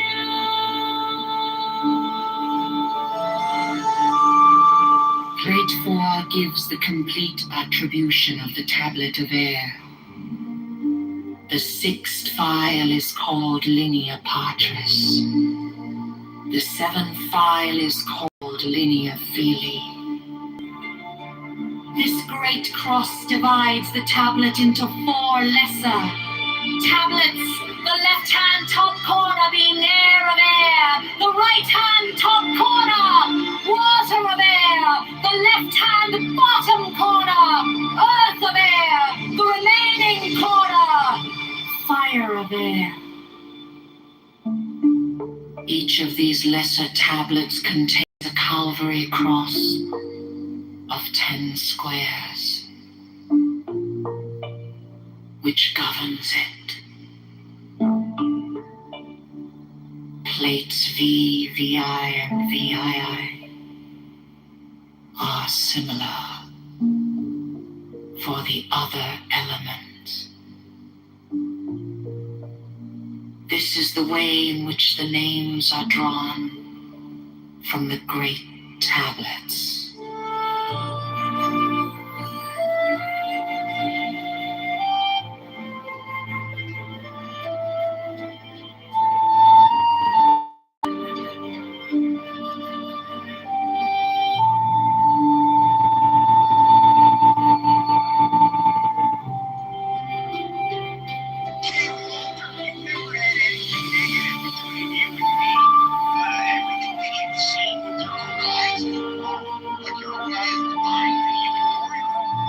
The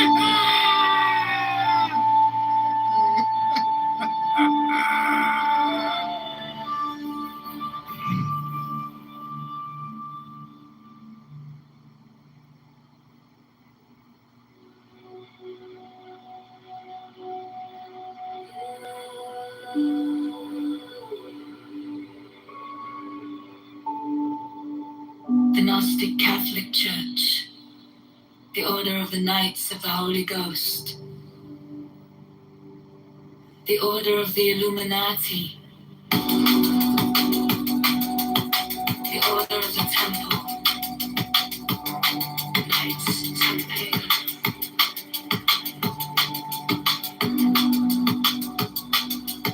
the Order of the Knights of St. John, the Order of the Knights of Mountain,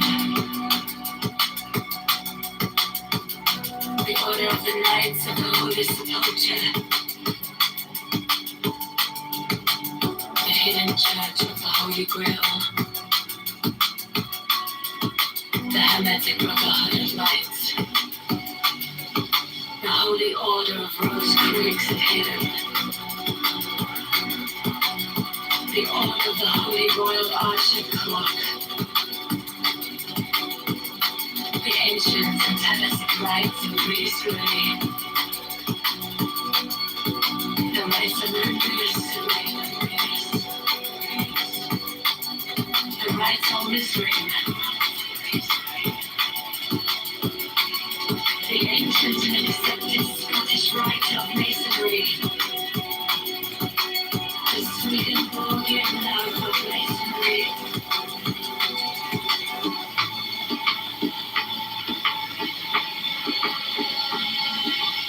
the Order of the Martinists, Chicago speaking word. the Order of the Sapphire, and many other orders of equal merit, if of less fame.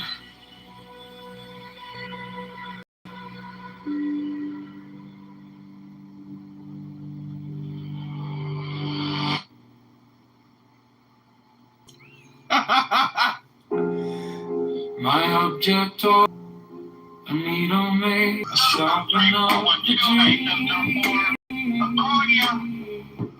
Always had a good relationship. You look at friendship, yeah. The case is cold, but I'm waiting Why is Agamemnon in the Odyssey so let always it deliberately hide his face behind his come helmet? His around actor, like a Chris good Softy, may have given us the answer. In the Odyssey, I want Agamemnon's the helmet is completely different scales from to everyone else's. sing on the Even if their edge of helmets are, other characters' faces can still be seen. But everything Agamemnon's to helmet make the hides his true punishment appearance. fit the Throughout the entire film, Agamemnon keeps his face hidden behind the helmet almost all the time. It is only after a very confident and threatening dares to remove the helmet and reveal his true self. So why does he never take off his helmet before the soldiers? In reality, this was okay for him to maintain control of the authority. Agamemnon's helmet creates an image of fairness and intimidation. His powerful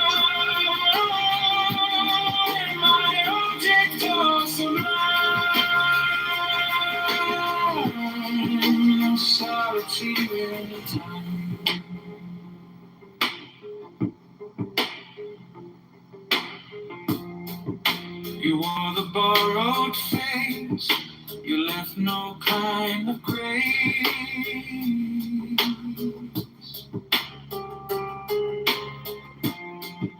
But every lie you spun turns back beneath the sun.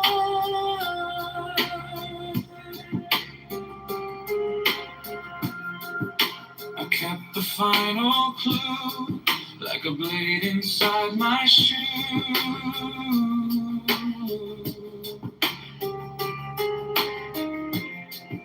Now every step you take feels like the earth might break.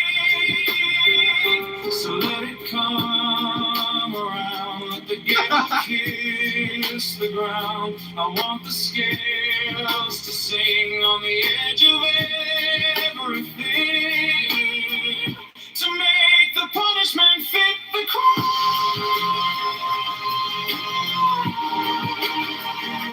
Fit the crime.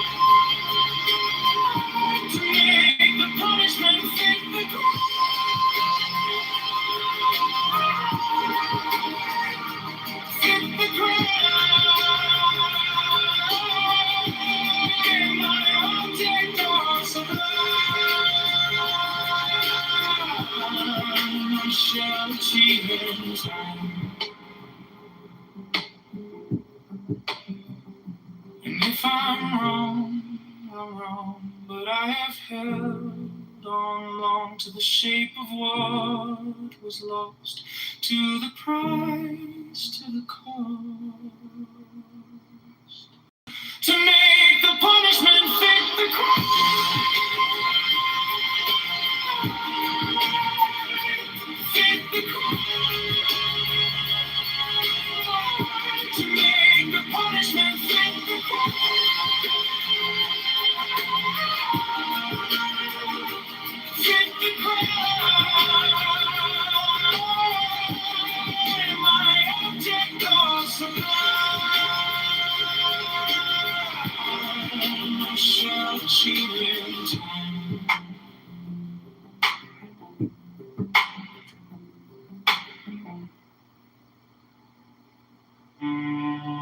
All that ye do is right, if so be that ye enjoy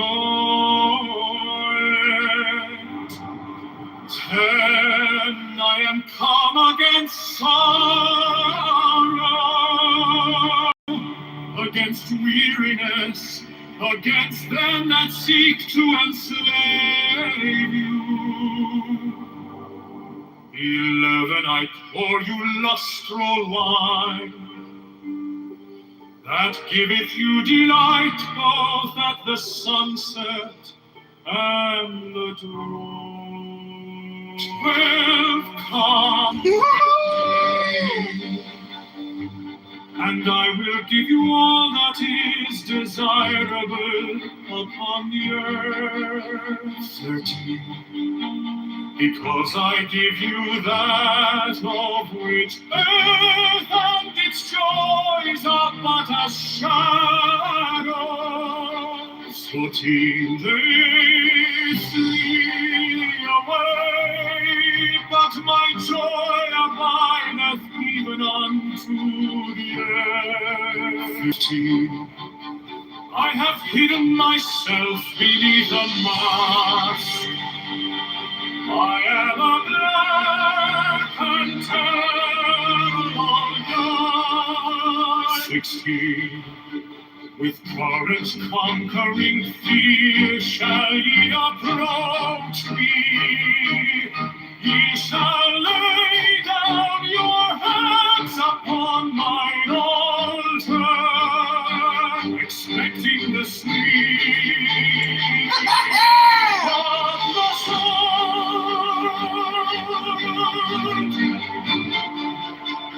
17, but the first kiss of love shall be radiant on your lips, and all my darkness and terror shall turn to light and joy.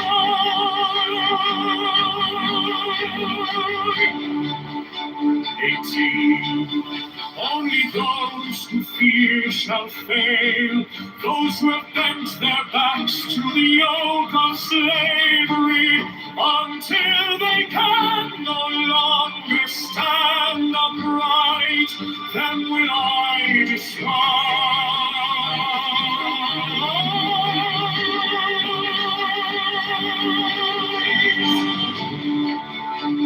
19, but you who have defied the law, you who have conquered by subtlety or force, you will I take unto me, even I will take you unto me.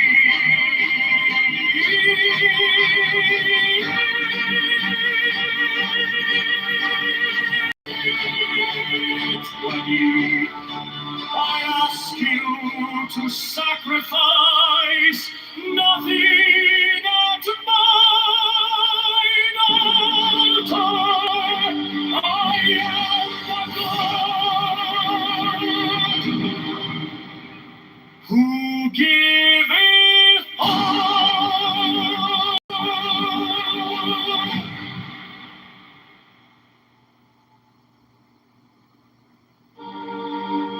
But you who have defied the law, you who have conquered by subtlety or false, or false, or false. I am the God who giveth all. 21 light, life, love, force, fantasy, fire. These do I bring you. Mine hands are full of these. 20. There is joy in the setting out. There is joy in the journey. There is joy in the goal. 23. Only if ye are sorrowful, or weary, or angry, or discomforted, then ye may know that ye have lost the golden thread, the thread where thy guide used to part the groves of Eleusis. My disciples are proud and beautiful. They are strong and swift. They rule their way like mighty conquerors. 25. Or the timid, the imperfect, the cowardly, the poor, the tearful. These are mine enemies, and I am come to destroy them. 28.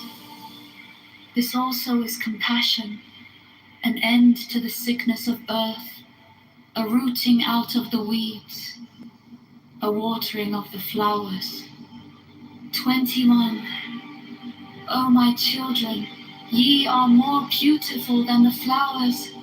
Ye must not fade in your season. 28. I love you. I would sprinkle you with the divine dew of immortality. This immortality is no vain hope beyond the grave. I offer you the certain consciousness of bliss.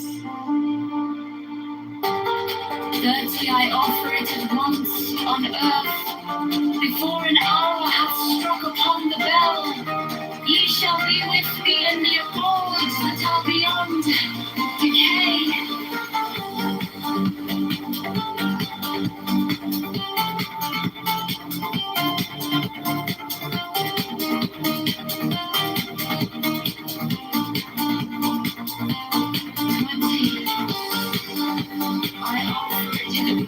On earth, before an hour hath struck upon the bell, ye shall be with me in the abodes that are beyond decay.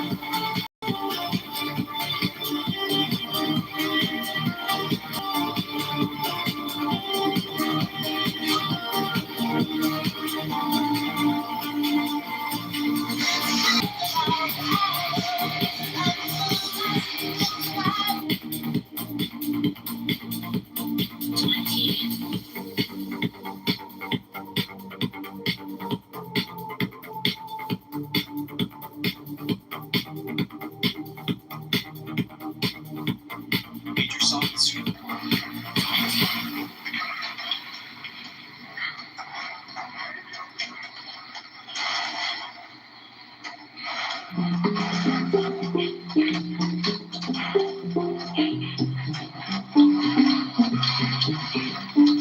I offered it once on earth, the abodes that are beyond decay.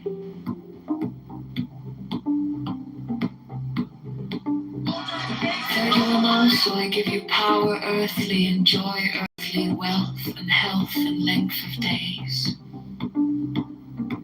Adoration and love shall cling to your feet and twine around your heart. 32 only your mouths shall drink of a delicious wine, the wine of Iacchus. They shall reach ever to the heavenly kiss of the beautiful God.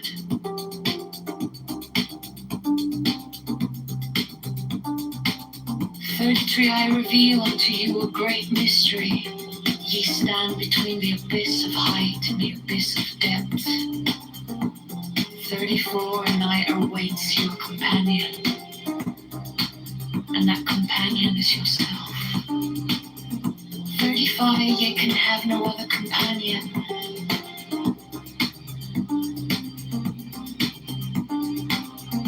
36, many have arisen, being wise, they have said, seek out the glittering image in the place ever golden and unite yourselves with it.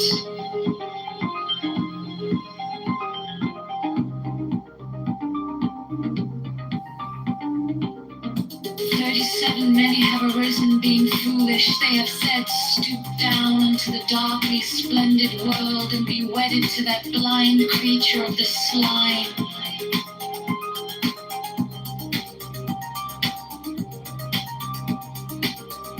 38, Stopping yourself. arise and say unto you, achieve both weddings, unite yourselves with both. 39, beware, beware, I say, lest ye seek after the one and lose the other. 40, my adepts stand upright, their head above the heavens, their feet below the hells.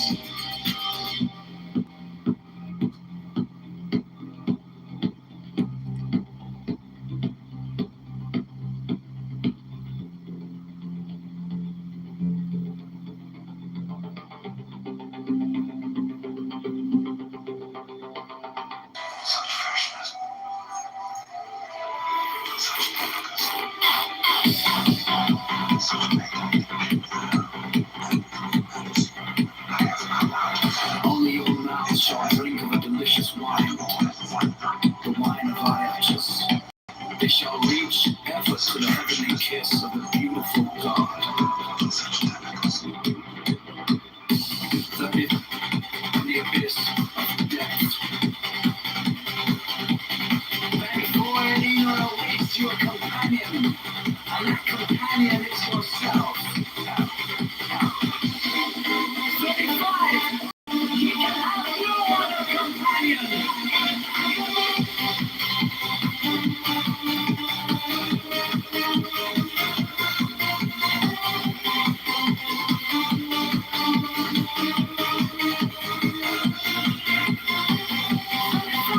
35,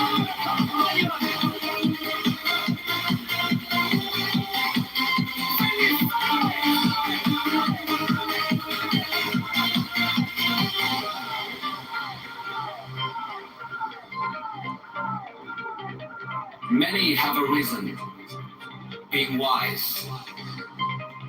They have said, seek out the glittering image in the place ever golden, and unite yourselves with it. 37, many have arisen, being foolish. They have said, stoop down unto the darkly splendid world and be wedded to the blind creature of the slime. 38, I will beyond wisdom and folly arise and say unto you, achieve both weddings, unite yourself with both. 35.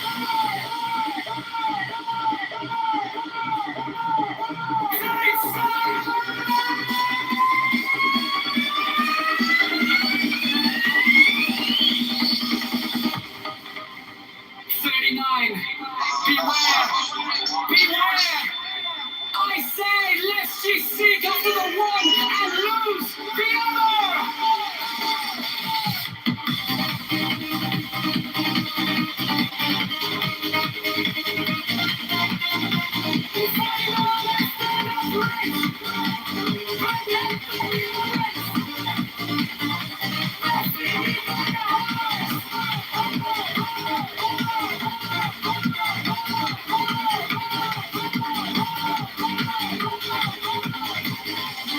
41,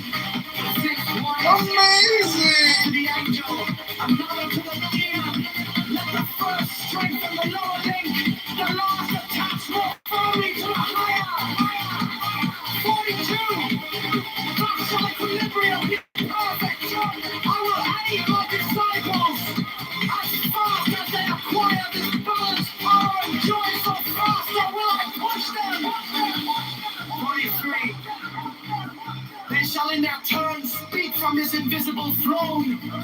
Their words shall illumine the worlds. 44, they shall be masters of majesty and might. They shall be beautiful and joyous. They shall be clothed with victory and splendor. They shall stand upon a firm foundation. The kingdom shall be theirs.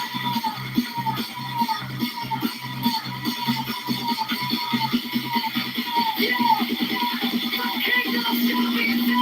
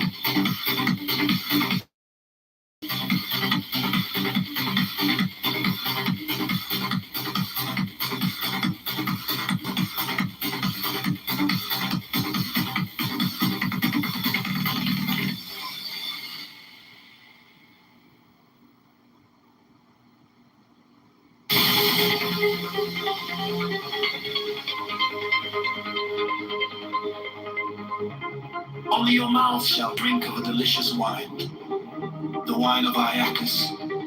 They shall reach ever to the heavenly kiss of the beautiful God. 33. I reveal unto you a great mystery. Ye stand between the abyss of height and the abyss of depth. 34. In either awaits you a companion, and that companion is yourself. 35. You can have no other companion. 35. Many have arisen, being wise. They have said, seek out the glittering image in the place ever golden, and unite yourselves with it. 35. Many have arisen, being foolish. They have said, stoop down onto the darkly splendid world, and be wedded to that blind creature of the slime.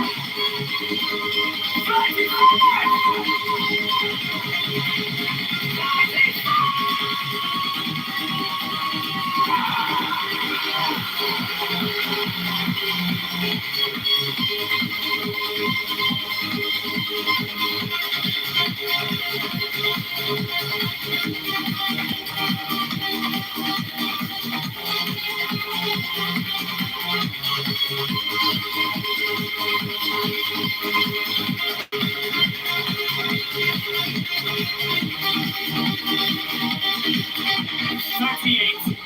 I who am beyond wisdom and folly, arise and say unto you, achieve both weddings, unite yourselves with both. 39. Beware! Beware! I say, lest ye seek after the one and lose the other. 40 my dead stand upright, their head above the heavens, their feet below the hells. 40 man. But since one is naturally attracted to the angel, another to the demon, let the first strengthen the lower link, the last attach more firmly to the higher. 42. Equilibrium become perfect. I will aid my disciples as fast as they acquire this power and joy, so faster will I push them. 45. They shall in their turn speak this invisible throne.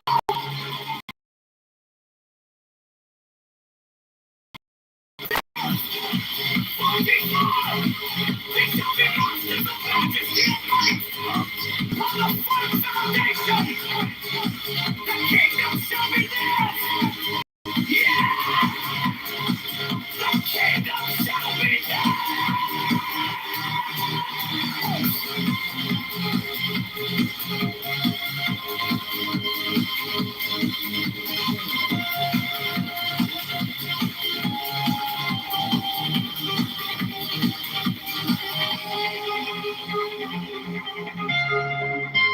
name of the Lord, of initiation,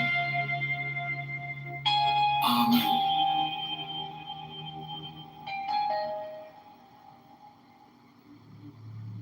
Powerful war song, Megaton, the supreme master and herald of light. He must.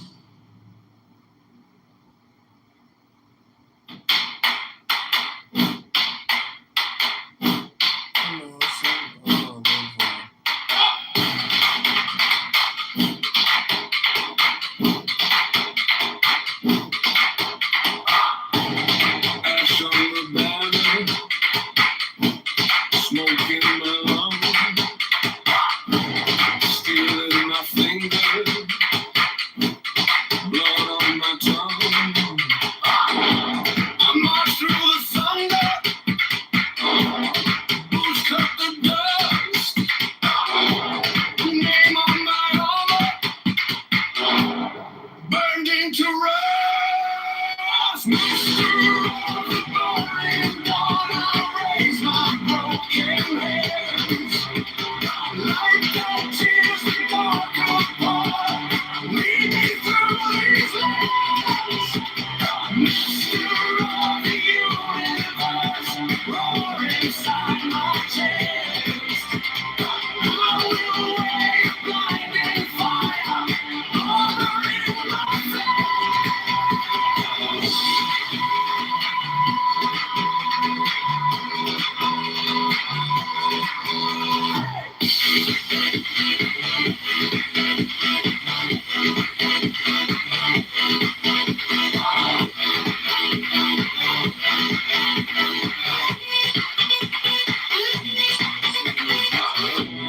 Sky split open, white scars of your will,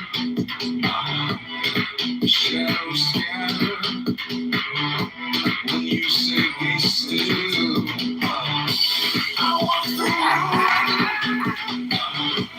eyes fixed ahead, you turn our terror into roaring tread. Master of the burning dawn, I raise my broken head.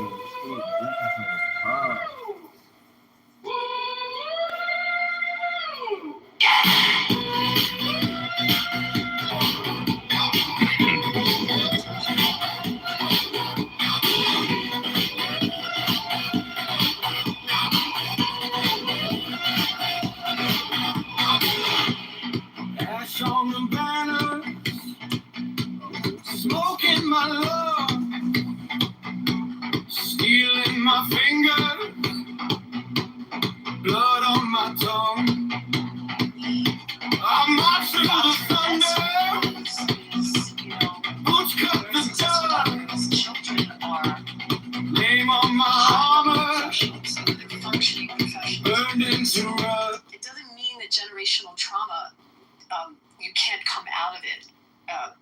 There's like, you can't blame it on that because people come through it. And there's been generational trauma in all civilizations. I mean, you know, the Sparta fought, you know, I mean, you can go back to ancient Peloponnnesia or wherever you want to go. There's trauma. There's bad shit that happened. But how did they come through it? And why does all of a sudden one Master of the burning. not able to get through the generational trauma, but other parts of history were able to? Am I making any sense what I'm saying? Yes, and I think that there's psychological trauma, and then there is like epigenetic. The ones that I remember from the Holocaust, those were the original jump offs for explaining the epigenetic intergenerational trauma, to explain how they were able to take a group of people and they knew that they were actually in the Holocaust, and they were able to determine as adults that they were in the womb and in a certain place at a certain time during the Holocaust because of the malnutrition that was put into that just created them. And then things were, you know, I'm not a fucking epigeneticist. I have no. But this is still all, you know, newly charted territory, which we're still describing today. But the point is they were able to figure that out. They would say, oh, look, this type of trauma have children that we can identify, that we know just by looking at them and examining them, that they were part of, you know, they were in the womb and they were this far along, you know, of women during the Holocaust. So this is my point. And then there's a psychological trauma. See, and this is where it's interesting. I listen to Gabor Mate. I love Gabor Mate. He explained, he was talking about that you can end generational trauma through one cycle, like it's the psychological. Intergenerational trauma, like for psychology trauma, like the psychology of the mother to pass on to the child. So you can psychologically correct that in one generation, meaning all the trauma that we have, that we get through the first levels of life, cognitive development, right? We can stop that today if we just learned what our issues were, and then we treat our kids properly and raise our kids properly and appropriately. But we're still figuring that shit out. Most people can't even decide whether, you know, corporal punishment is necessary or not, just irrespective of the massive amounts of overwhelming evidence that suggests that corporal punishment will harm your child's IQ, psychologically, self-esteem, all of these types of things. So my whole entire argument, though, is still, the one thing I wanted to say, back to what you're saying, the affirmative action, because this has been bothering me, though. The affirmative action, I really like. I didn't know about the 25-year thing. Thank you for teaching that to me and educating me on that. And I'm going to look into that more, and I really, really appreciate that, because I want to talk about that more. But the idea that that then sort of neutralized or it didn't create generational wealth, and that's what with the New Deal programs, that's what it built, and it didn't fix that. So the overcompensation for that doesn't exist, though. Wait, pause. I do want to acknowledge we have Alistair and Beaver that just came in, and I want to thank you. We love you, white men, very much. I just sent you those Science America articles. I sent you in messages. No, I mean, it's an interesting argument, but take a look at, I mean, I'll try to find you O'Connor's opinion, but you're looking for just, forget if it was the Bakke, Michigan case. Do you remember, Ann? That was at a University of Michigan, where affirmative action. Do you remember that? Yeah. That was one of the big cases. God, I could go back. You guys, it pushes me to remember constitutional law, because I don't remember all this stuff, but I do remember her opinion gave it 25 years. So I forget if they'd hit the 25-year around that time.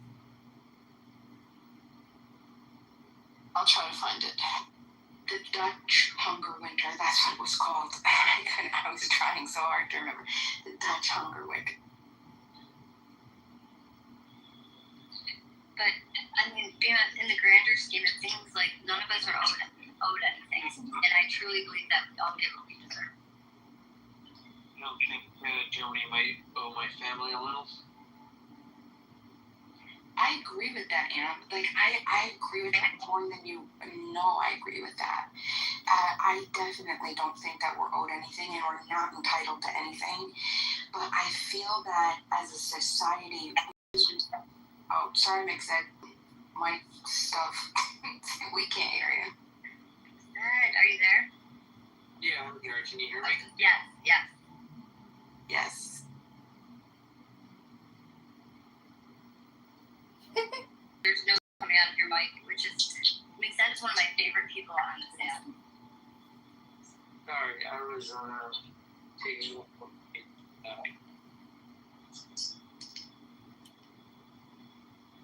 Matrix. John, why do you need so many of your accounts in the same room? Why doesn't one do the trick? I'm just curious. Well, because they're all streaming to different places. So, like, one's streaming that, you know. Can you guys not hear me? Oh my god. Alright, I'm trying to find the video for that you guys are doing this. Lisa, are you there? I am. Okay, go. What? Oh my god. You haven't said anything. They said I was just going for a midnight scoot. Oh, we didn't hear that part. A lot of fun. It makes sense. Do you feel loved as a white man?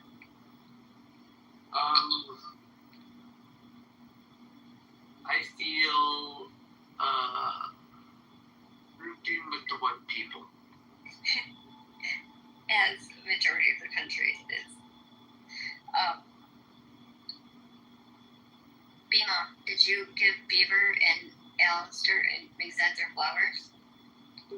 This doesn't add up. I gotta change grandma. Alright, I found the mini bar. How's the spirit? How you doing, Bobby? I'm good. I'm in Chicago right now. So, okay, mini bar. Got it.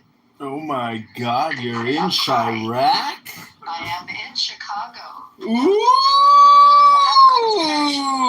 See you on Hinge. See you on Bumble, Abby. I'll swipe right for Jewish. I'll see you on Bumble soon. Gonna have to upgrade to 60 plus. What was that? You cannot have a normal conversation. Do you ever have a restaurant, RPM? They have very good steak. Yeah, it's very good. There's a new place on the river, which is, Oh! Running campaign for Mr. Kitover? No, I'm here on Jew business. New business. The Jubilee, of course. Jubilee, yeah. Meanwhile, they closed the fucking airport in Chicago for 3 I hours. just want to say good evening to everyone and definitely show my appreciation for white men. Speaking as a minority woman, I was married to a white man for 8 years and usually date and I just think it's pretty interesting how I don't like people to make excuses for what they can't do. I was raised military, and it depends on how you're raised.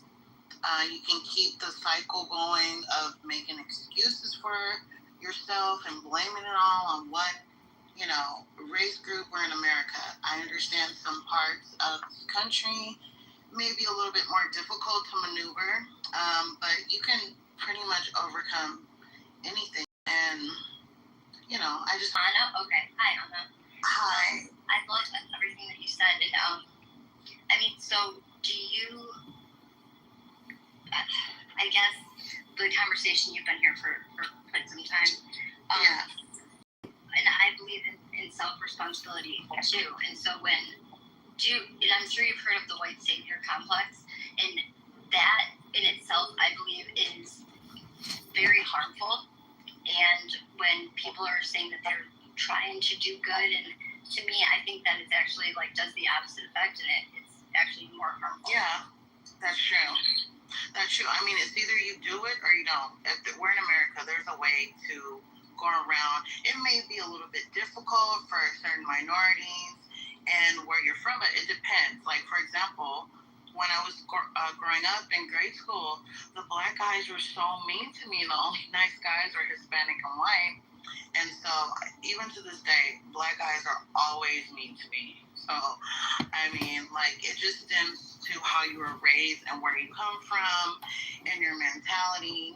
I don't do the white guys with the cornrows, I don't date them, but I'm just, my experience, it generally, people just make excuses to put things on the white man and the white race, period.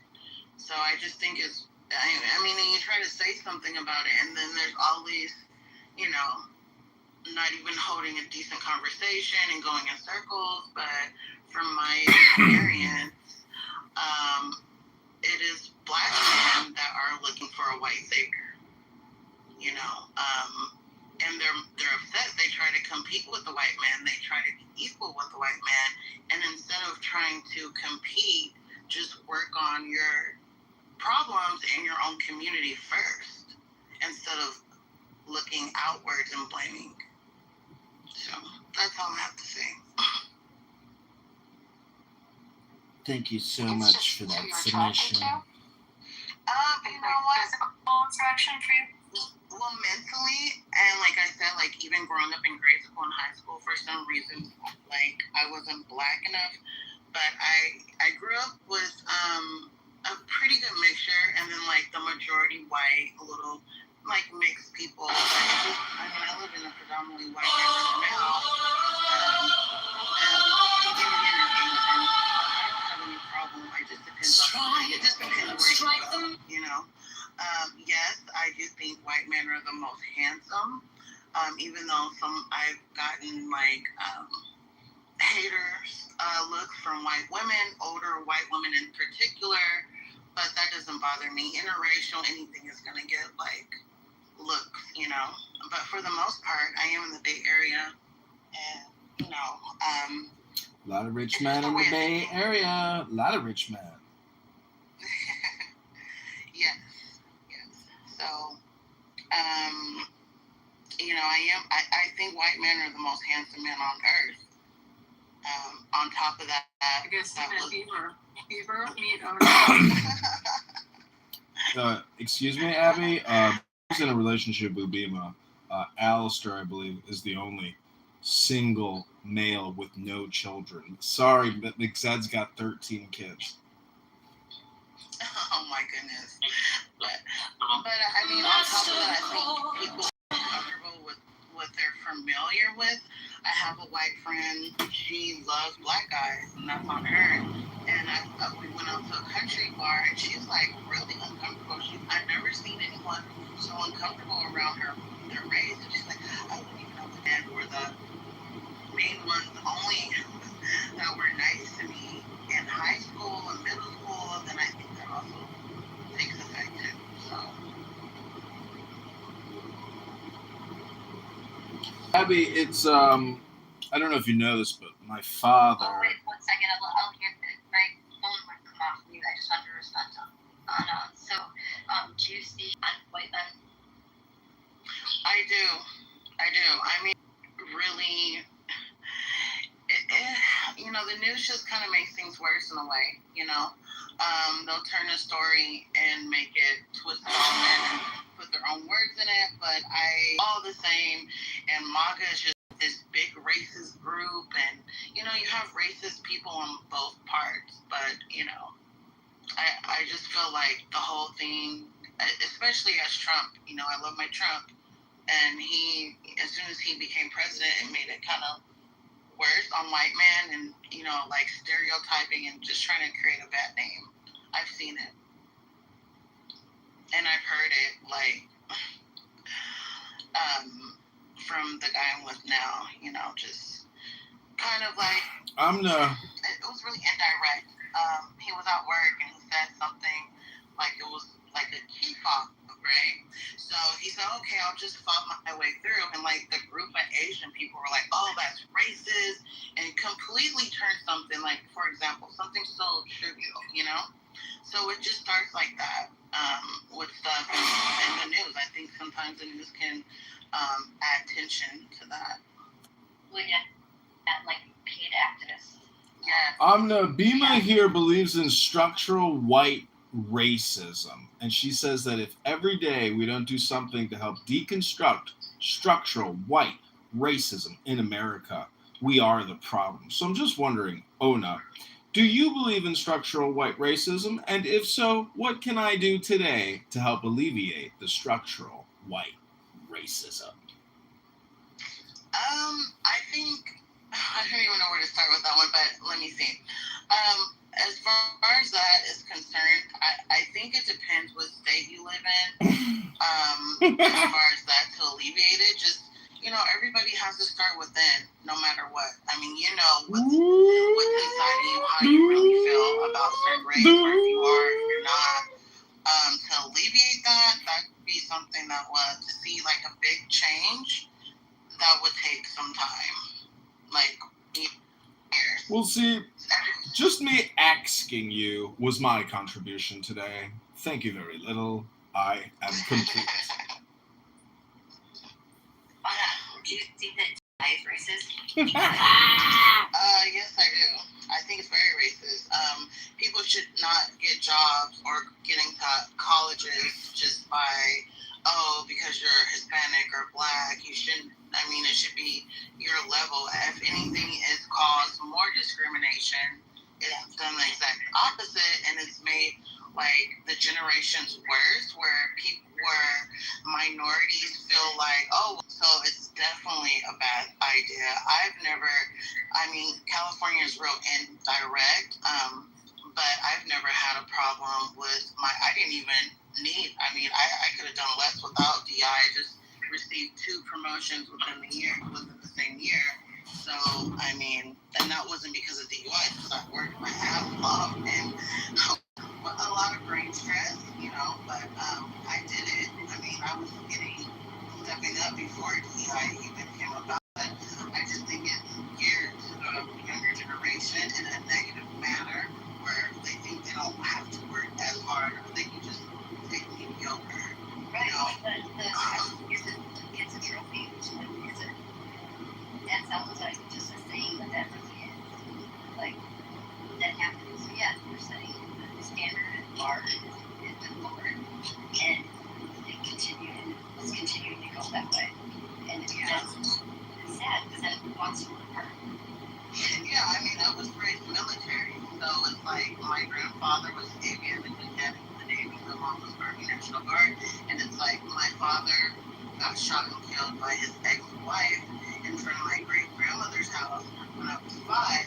So my mom pushed, remarried, everything was great, had no problems, and they taught me, like, you work hard, okay, well, straight out of high school, I didn't go right to college, so I had, like, 10 years gap, went to college, needed to take a class, like, 3 times, but you push through it. I think sometimes, like, especially certain minority groups, it's the parents that want to say, oh, well, it's okay, well, what C is good enough. My mom always told me, like, when you're a minority race, you need to be an A. It doesn't matter. Sometimes you might see white people get a slap on the wrist. They're okay as a C, but you're a minority race and you need to be an A in everything you do. Yeah, it was a lot of pressure, but it depends how you're raised. And I think that's structure. So. Do you think we should be centering white men in a thank you room for white men? Huh? I'm sorry, what did you say, Alex?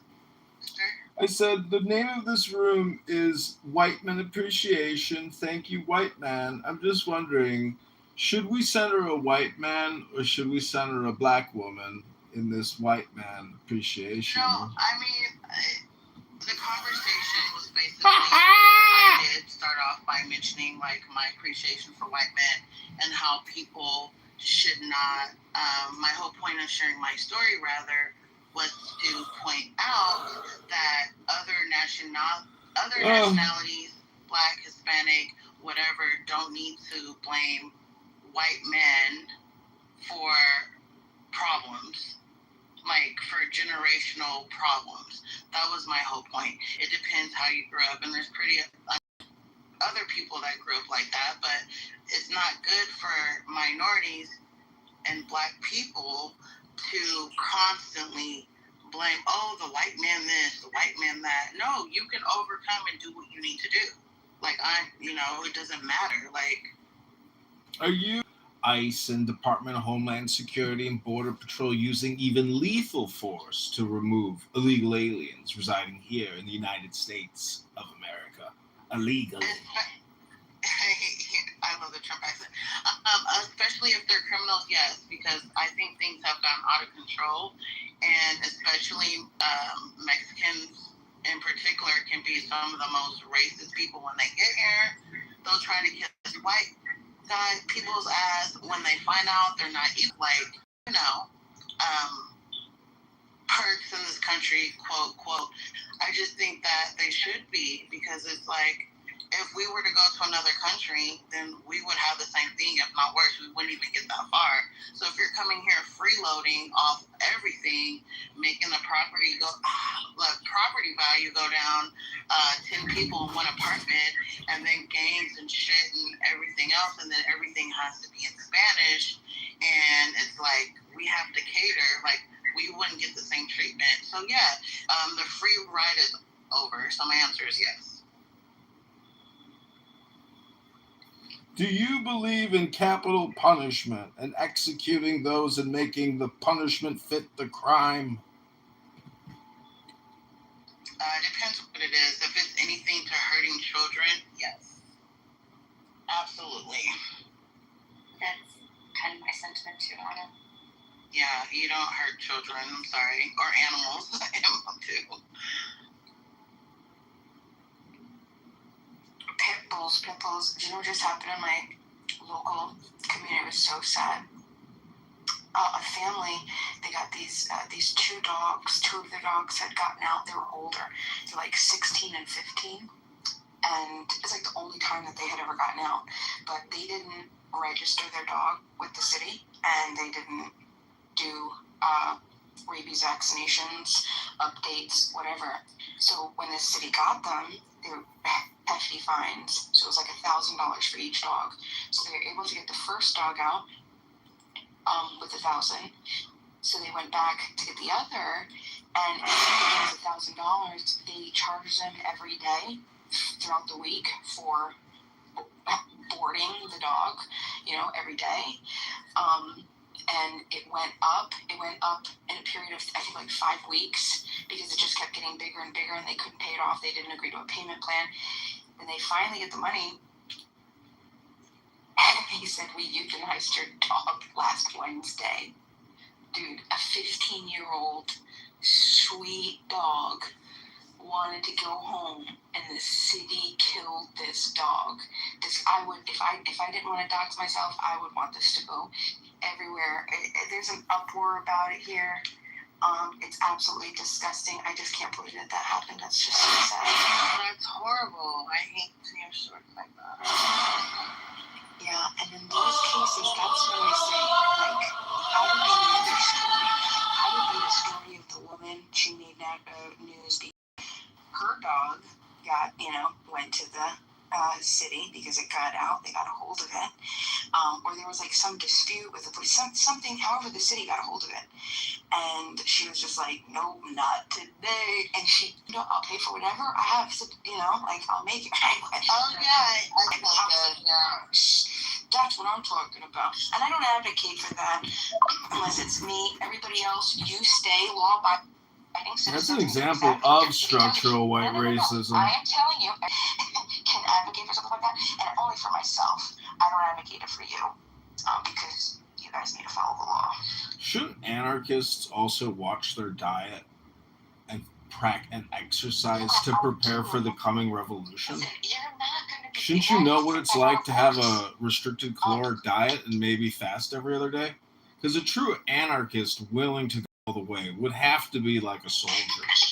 You know? No more chocolate bonbons or Pez dispensers. That's disgusting. I never eat that.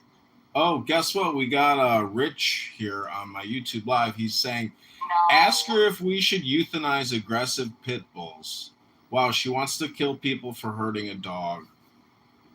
Thanks, Rich. So for clarification, what Rich is referring to is an argument that we had, and he was making the argument for collective punishment. He wanted to go the UK route, I quote, put the pit bulls in the doggy incinerator, unquote, go around and take people's pit bulls, and, that's it, they're done. And I said, you cannot kill, take, harm a person's dog if they haven't committed a crime, just like a person. You can't have it, so like if a dog got if aggressive dog got off of their property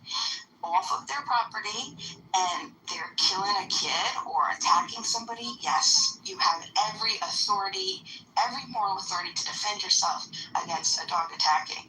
However, if anybody is going to come onto my private property and harm myself as a peaceful person who's never harmed another peaceful person or peaceful person's property, and neither has my dog, and you were to try to take my dog, yeah, I'm sorry. That's going to end in, you're going to be pushing up daisies.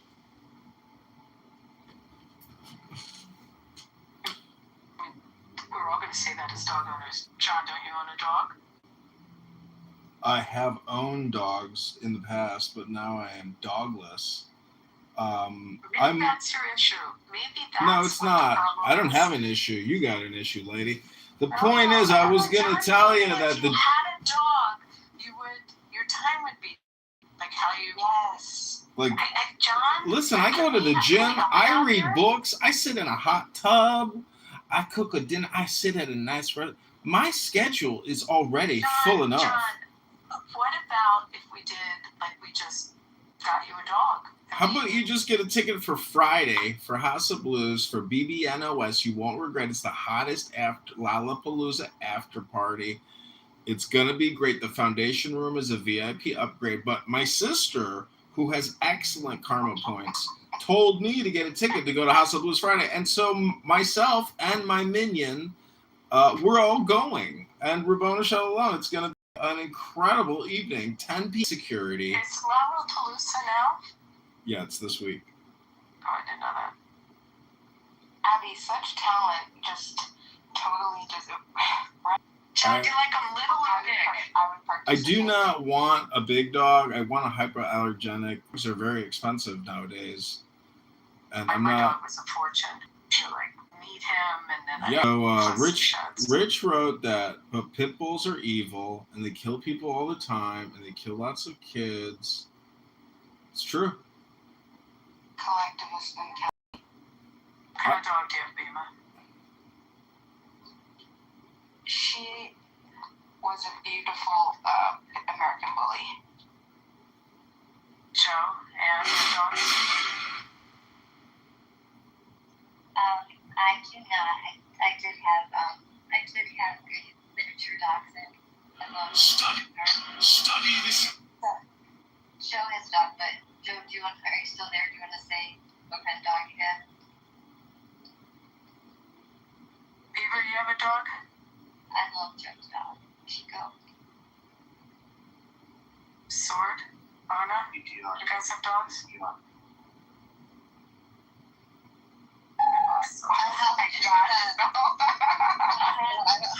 I don't have a dog. I have 2 cats.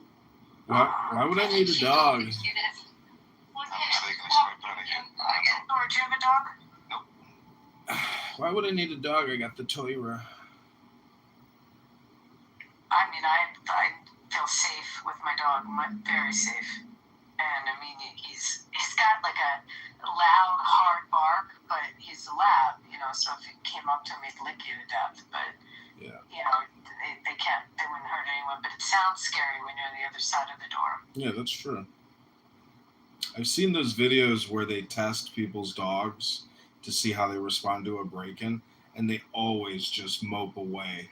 They do not fucking attack. They do not stand their ground. They mope away and run away. That's what they do. I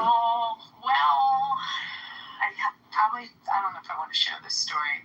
I actually got sued from one of my prior dogs, same breed, chocolate lab, for he knew how to open doors, and someone was in my garage, and he opened the door from the house to the garage. It's one of the, like a latch, like a what do you call the handle where it's, you push the handle down. What the name of that kind of handle is? A latch? A lever handle. And pushed, barked really loud and kind of, no one knows for sure how the person fell down, but the person was knocked to the floor and sued me. So, and that's a Labrador, which again, they know. This was an intruder. Well, it's an interesting story. This is how our legal system works. And this is a lawyer telling you this. This was actually a trespasser in my garage, a trespasser. But it was one who was coming to rob. It was just someone that wasn't invited in and walked into the garage. It was interesting because the dog, I wasn't there, so I don't know anything like that. But the dog's barking at stance, could have scared the person to a fall, or whether the dog actually. Another great story by Abby.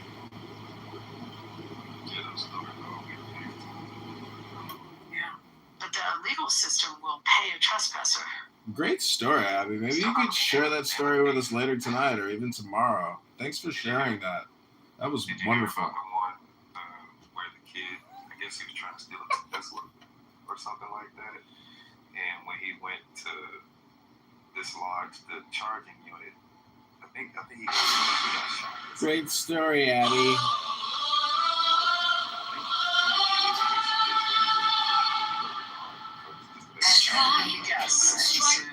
Yeah, the mom wanted to sue the family because I think the kid died, and she was saying that the family should have had a safe charging station. It's unbelievable, isn't it? I mean, okay, so you have it's insane. You have a duty to, obviously we have duties to invitees or business invitees, the greatest duty, or what's the next level, the licensee.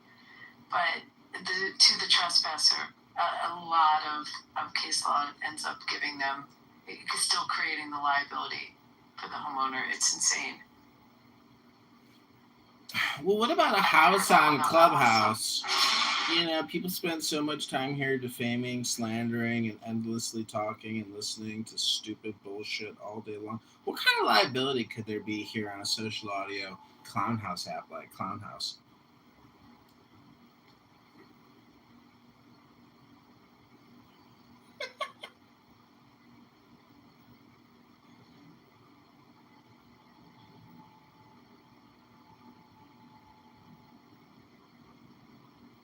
I'm sorry, I didn't hear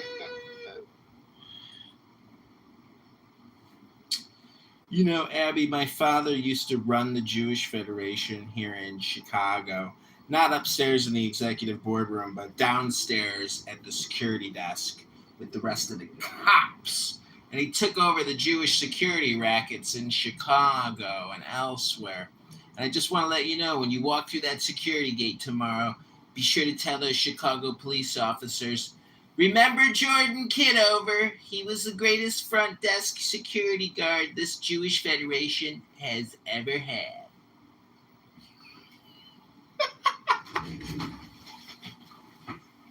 My bad, it was wrong. So a 17-year-old stole a car, and while he was driving down the road, the brakes gave out, and the kid died in a car crash. And the mother sued the car owner, saying that they had faulty brakes. They should have took care. Oh, come on! That's like the McDonald's hot coffee one. Are you serious? Wait, what was the? That they didn't have a line. accident on the way.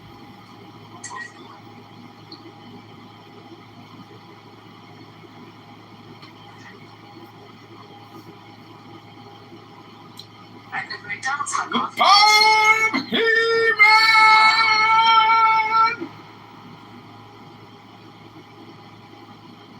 I have conquered Grayskull. The sword of destiny is mine.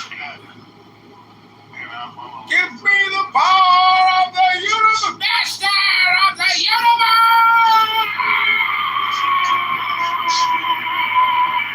universe!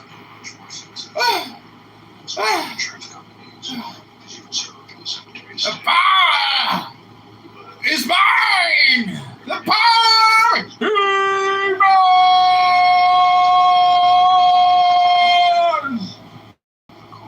Would you agree?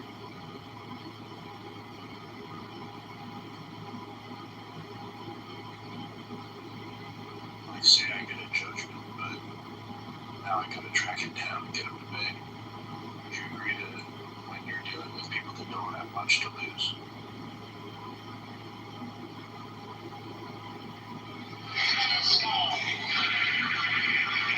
Toffee broke up for me.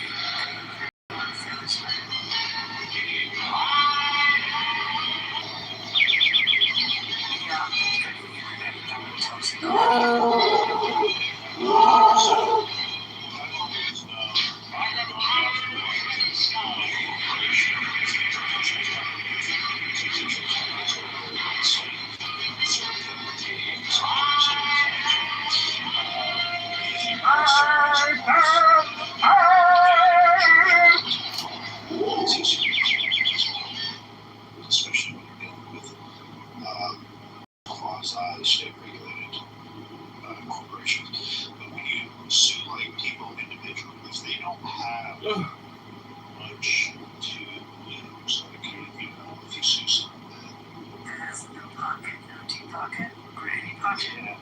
yeah, they're like, we call it judgment proof, right? Yes. You build your life to be judgment proof. It's very hard to collect. Would you agree with some people? Yeah, I mean, sometimes you can get lucky if they have homeowners insurance, and sometimes you can, like, try to get through that policy. And what's interesting is, and I was telling someone a story the other day about this, that you used to be able, in the old days, to collect even for intentional torts. So, you know, like, let's say it's a defamation case or something, people could look to the liability in their homeowners, and it would cover them for incredible, still, like, it had a more sweeping coverage. And we had a story, I didn't get into all the details of this, but as a very famous lawyer was banging the receptionist at the firm and gave her herpes, and she gave it to her fiance at the time, and they sued the lawyer for giving it to her for the negligence and for the tort, and his homeowner's insurance paid it. And I don't know today if all that stuff's carved out or not, if communicable diseases are carved out. You mean to tell me that my motherfucking homeowner's insurance will pay for my herpes? Holy shit, baby! You goddamn crack the law!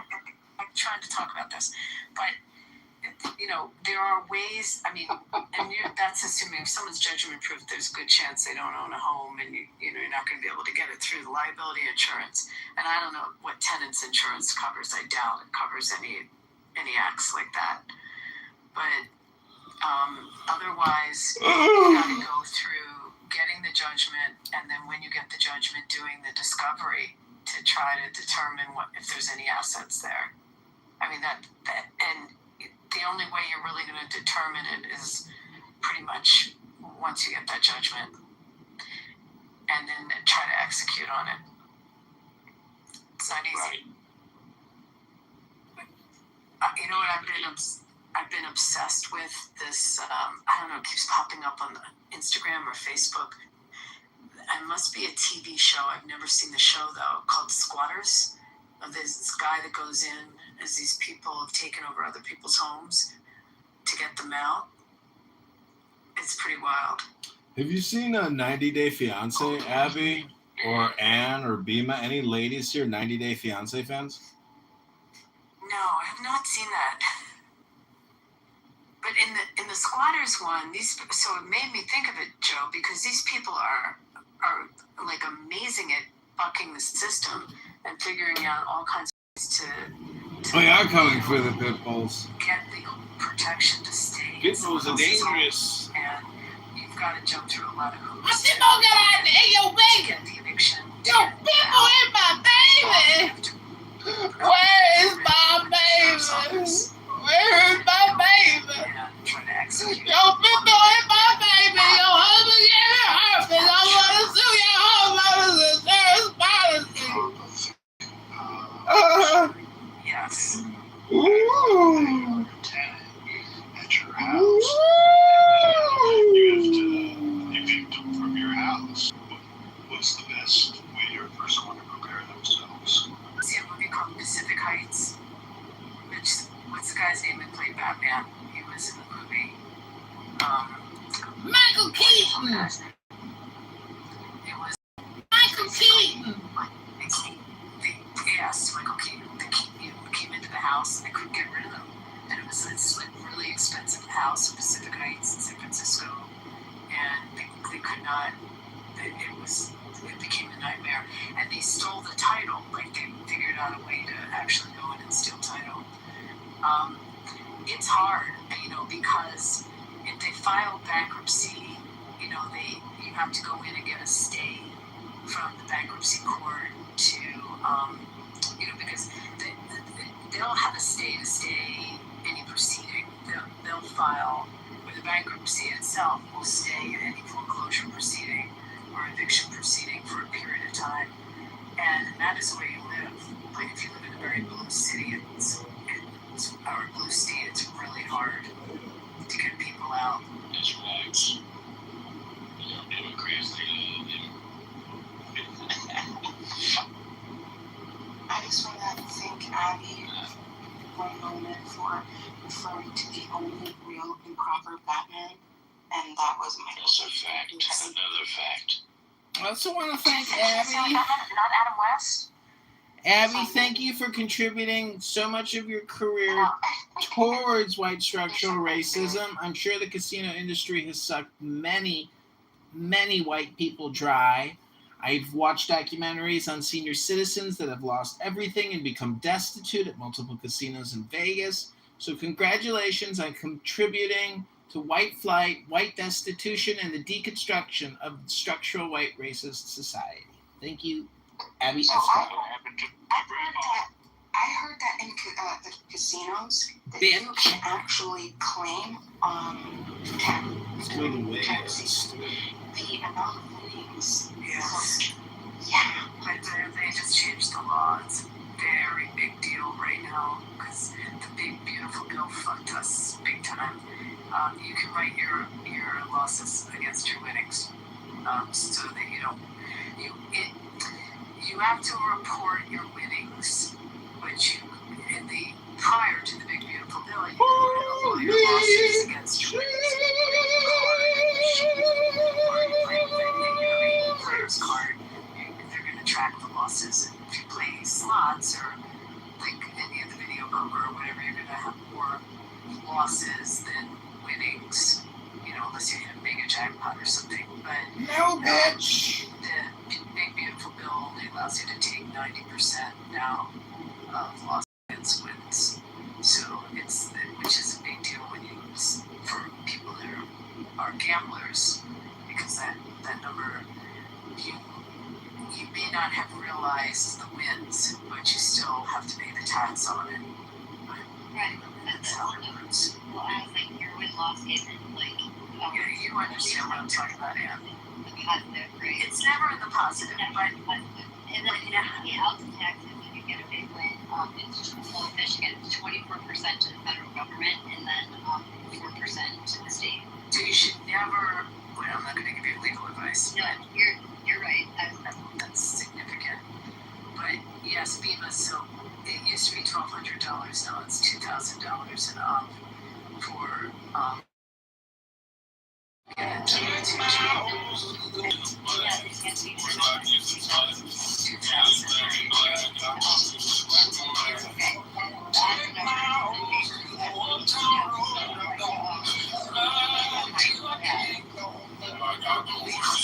to try to get it to over 5,000 based on the inflation when it was set at 1,200, like back in the 80s.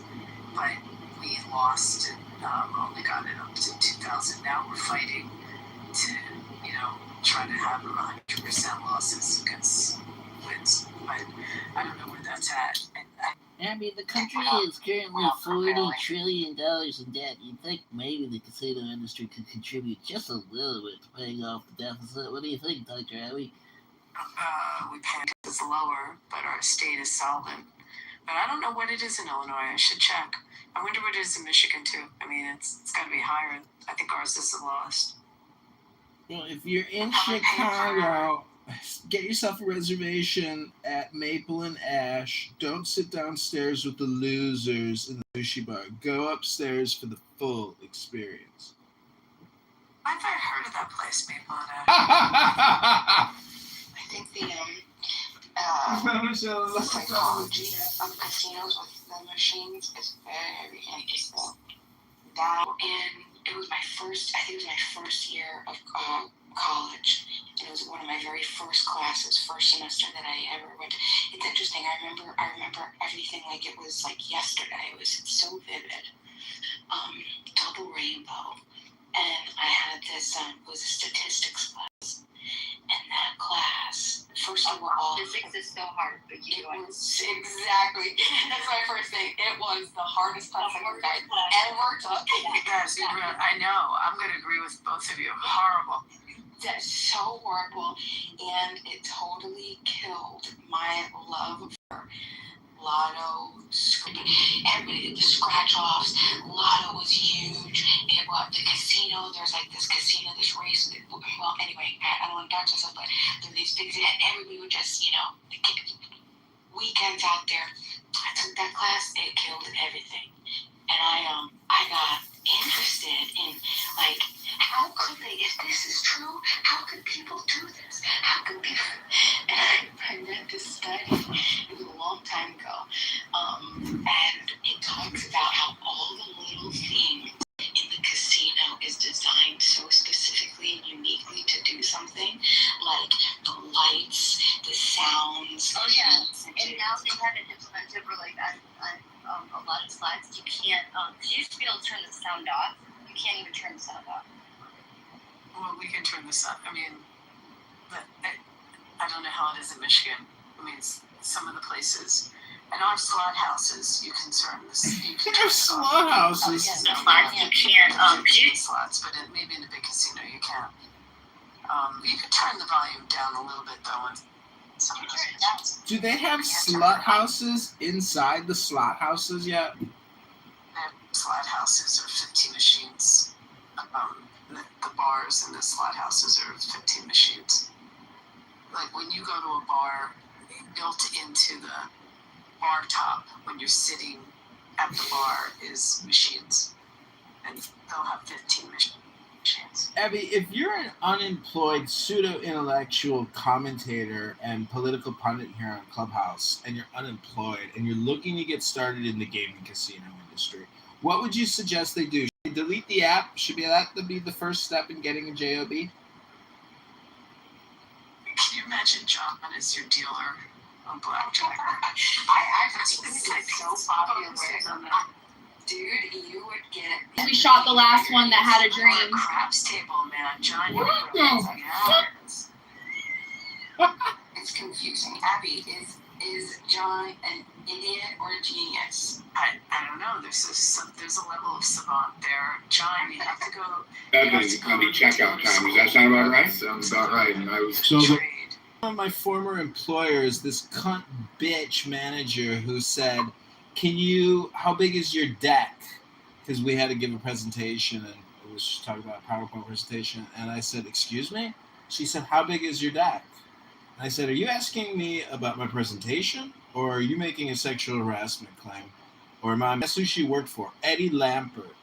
So Eddie Lampert paid me $200,000 because of the negligence and the sexual harassment of that bitch, Darcy. That stupid fucking Catholic Opus Dei cunt, Adderall taken, teeth-grinding, ugly former ballerina cunt. Wow. I used to play blackjack and then they raised the table minimums, but that's not why I stopped playing it. But then because I'd always put down, I would ask how many decks, either 5 or 7, and just over time, I know how to count cards, whatever. So then it seemed very so I'm like, or maybe the casino doesn't want to know how many decks are in the shoe. They have to tell you how many are in the shoe. Exactly. They have to do that. And You're right. That's exactly what I thought. And then many times, that's why I stopped playing the tables. I mean, it became a trend. Like there wasn't. So obviously it was implemented where like no dealers anymore.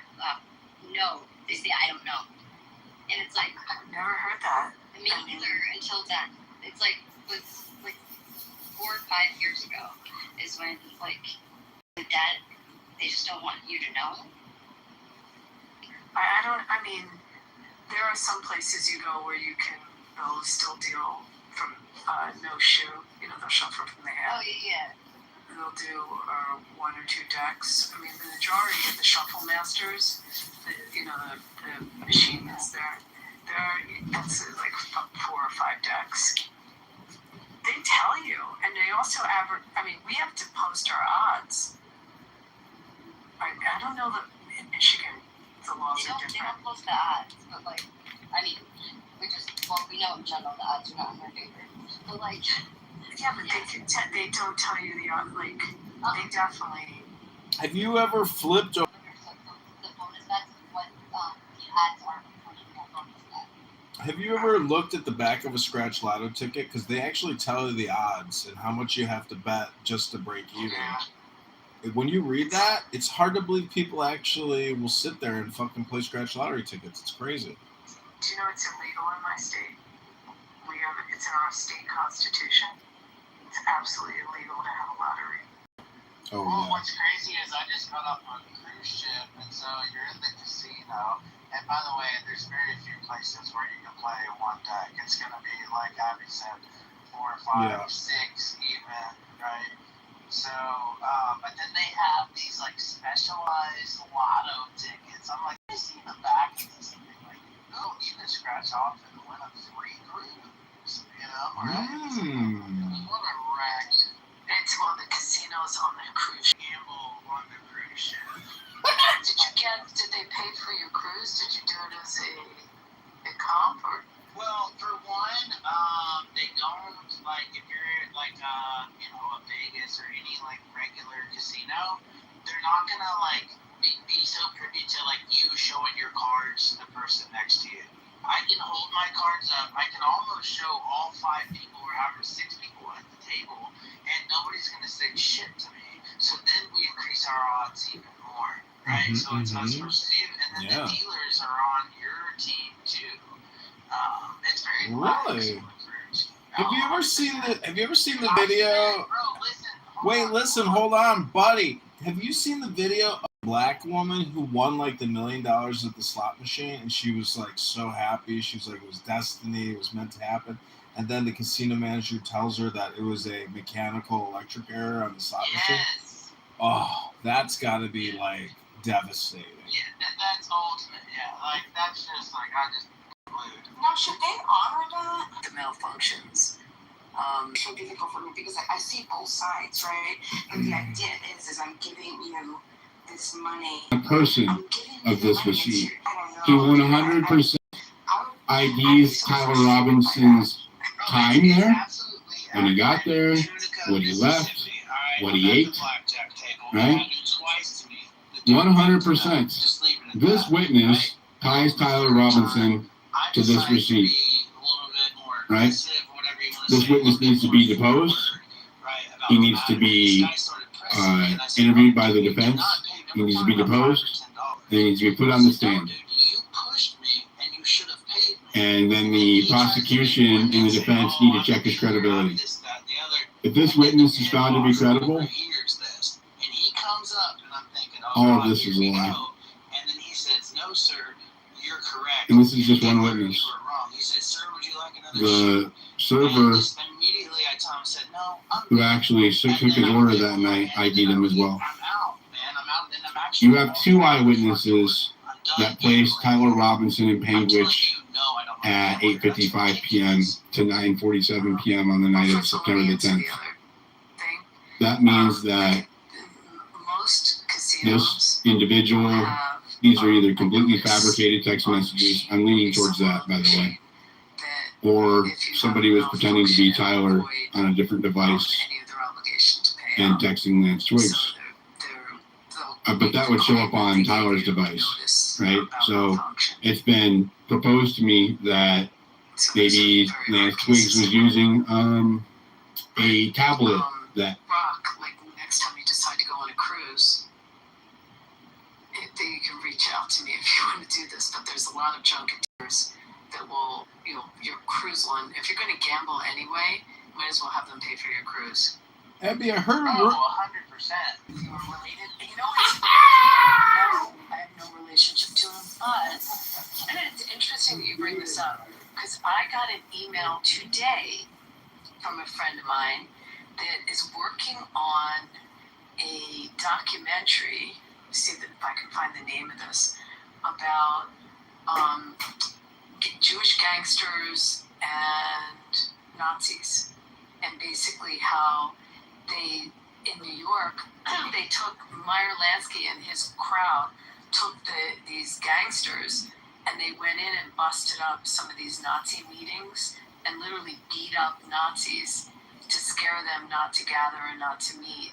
And they were asked to do that by I don't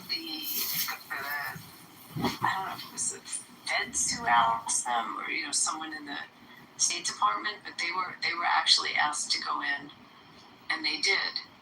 It's weird. We were just talking about Meyer Lansky today because it was part of some of the New York guys, and he was part of that, of organizing that. It's pretty wild. But no relation. Have you seen those, because, so I'm trying to think through it. I mean, I think, yeah, probably I'd lean on, probably lean in favor of the casino, unfortunately. had Tyler's I was just trying to ID signed on it, right? You can have more than one device, and you can text from any of them on iMessage. But if Tyler was looking at his phone and somebody was texting Lance Twiggs pretending to be him, that would be pretty odd, right? You were watching a conversation happen that you were not participating in on your own phone. So I think that's out the door. I think that these were fabricated by the state, either by Celebrite, which has a documented history of injecting information into mobile devices, or they are taken on a different day, and they are being presented to us as if they are September the 10th. Those are the two plausible explanations. Well, I believe this kid. Okay, he's a hardworking young man in a fast-paced establishment from a small Utah town, and I found his testimony to be compelling, and the timestamp is corroborated by the owner. That's the right receipt, at least. And two witnesses say that receipt belongs to Tyler Robinson with 100% certainty. I believe that over this 100%. And I think a jury would too. I think a judge might have to. There's a reason why they didn't come out and say, well, this receipt doesn't belong to Tyler Robinson. It's not. There's a reason they didn't say that. I'll get into that maybe on a different day. So, yeah. Throughout the entire case, no one was able to ID Tyler Robinson, get his license plate, even his lover, roommate/lover, could not 100% ID Tyler Robinson. But this kid could. out to the public. The one who helped me. Definitely I don't need the card number. He just told me that receipt belongs to Tyler Robinson in time for you. Can you explain, like, elaborate on your scheme here? It's okay, so it's a pretty common scheme. They're called junketers, and they I actually know they rep all these different cruise lines. So they will. I mean, they also rep land casinos, land-based, because deposit money in advance because they don't do lockers. Exactly. Right. So you'd have to do like the deposit, which because definitely if you're going to play anyway. And the guy I know that has the company in Florida, reps most of the cruise lines, like the NCL Celebrities, the New Virgin ones. My girlfriend did it through him on Virgin, Princess, Regent. I don't think he does like Seabourn and Silver Sea, or if that's still around. Like, I don't know if he does that level. But wherever there's a casino, some of the more exclusive ships might have like a couple tables and a few slots, and I don't think he did. What do you think? Brock is like a retired attorney or something? This is a fucking fat ass alcoholic cameraman who can't pay his bills. You're gonna send him on a junket? This fucker can't afford nothing. What are you doing, Abby? Trying to ruin this guy. Fuck. I'm listening. And essentially, if you like cruising and you're going to be playing anyway, you might as well. Yeah, but just to understand me, like, for example, I just went on a week-long cruise, and I laid $300 down on the table, and, all the entertainment sucks there, right? Like, just for my opinion, right? So, if you're not going to the shows, you're going to the flight, you're going to the casino, right? Hello? Is that Necro, my campaign donor? Hey, Necro, can you send me another 5? I'm running for mayor. Okay, that's great. Hello? That's great. It is, because they're not fair games on the cruise ships. They're pretty skewed. I say that I use my, I don't throw a bunch of money. I don't have a bunch of money to throw at it. I just use my math skills. I'm really good at math. And then furthermore, like, if someone gets up and leaves from the table, I'm not opposed to taking their seat. I'm not afraid to, like, win a couple hands and then run away. I just, I figure it out the best way I know how. Do you beat Brock? What's the question? Like, do you do advantage play? Is that what you're talking about? No, I only played one game. I did play like a few hands of blackjack, and then I did slap. I think I used my free at the slots. I don't do the slots. Slots are ass. I played this one game. I know it very well, and no. So how'd you have your cash? How'd you have your cash to play? I just brought it with me on board. Did you use like an ATM there? No, I got the cash from the bank, and then I brought it on board with me. So what I think they do is they ask you to deposit in advance. Yeah, they want you to load it to your account. Right. But there's definitely companies to do it. There's this, as I said, there's one based in Florida that's very good. And they'll do like. I guess the way I think is like, once you let your money out of your hands, now you got to get it back to gamble, and that's it. I don't like when I run out of money, I run out of money. Brock, if you come to Chicago, I know this great junketeer on Michigan Avenue does the 3-card money trick. Bring $500 in cash and pick the left card. You're gonna win every time. The junket business was such a big business for so long, feeding the properties. But I mean, they also do like Puerto Rico, the different resorts that have casinos there, and some of the island ones. I mean, and not just the cruise ships. I mean, is it true that the dreidel is the basis of all gambling? I went to the new Celebration Key in Bahamas. It's freaking gorgeous. It's amazing, but the first place I stopped was the Cabana. I talked to the guy and I was like, hey man, if I want to catch a cab and go see basically the real stuff, he's like, you mean the city and like the way we actually work? And I'm like, yeah. He's like, dude, they've designed this. He immediately said they've designed this place in a way that like, he's like, you're not going to want to walk there. He's like, it's like a 25-minute walk. And I'm like, I'm not doing that. Like, everything around me is beautiful. My family is over there,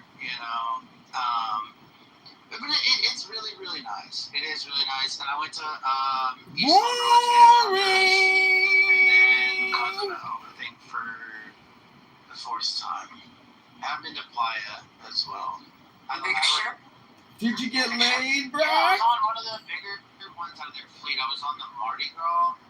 And the only reason we went on Carnival is because all the kids, really. Did you get lucky? 63 people aboard. God, that's a lot of people. Did you get laid, Brock? Huh? Yeah.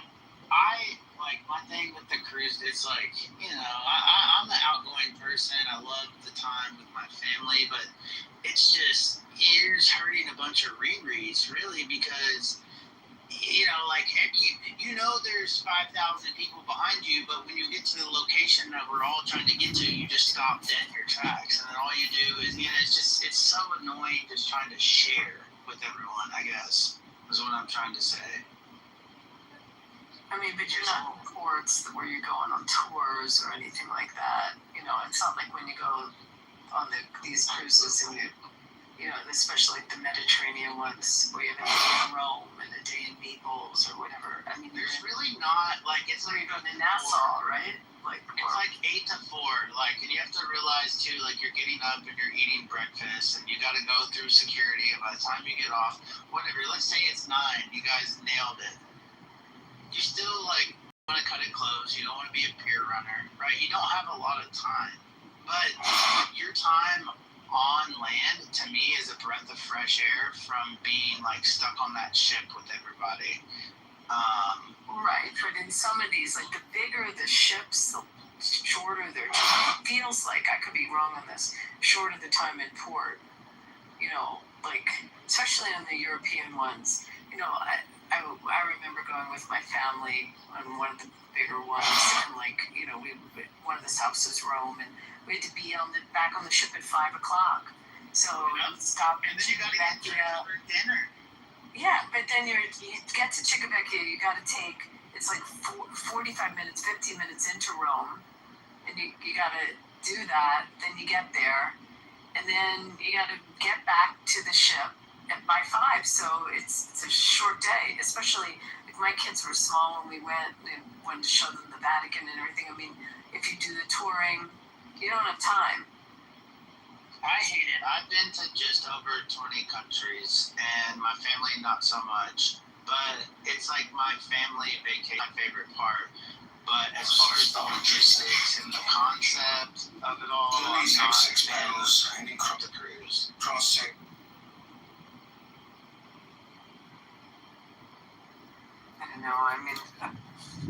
This is a fly and await for the imminent arrest of Dr. Fauci after Rand Paul shoves his fist down his faggot little throat. I heard a commentator talking about it.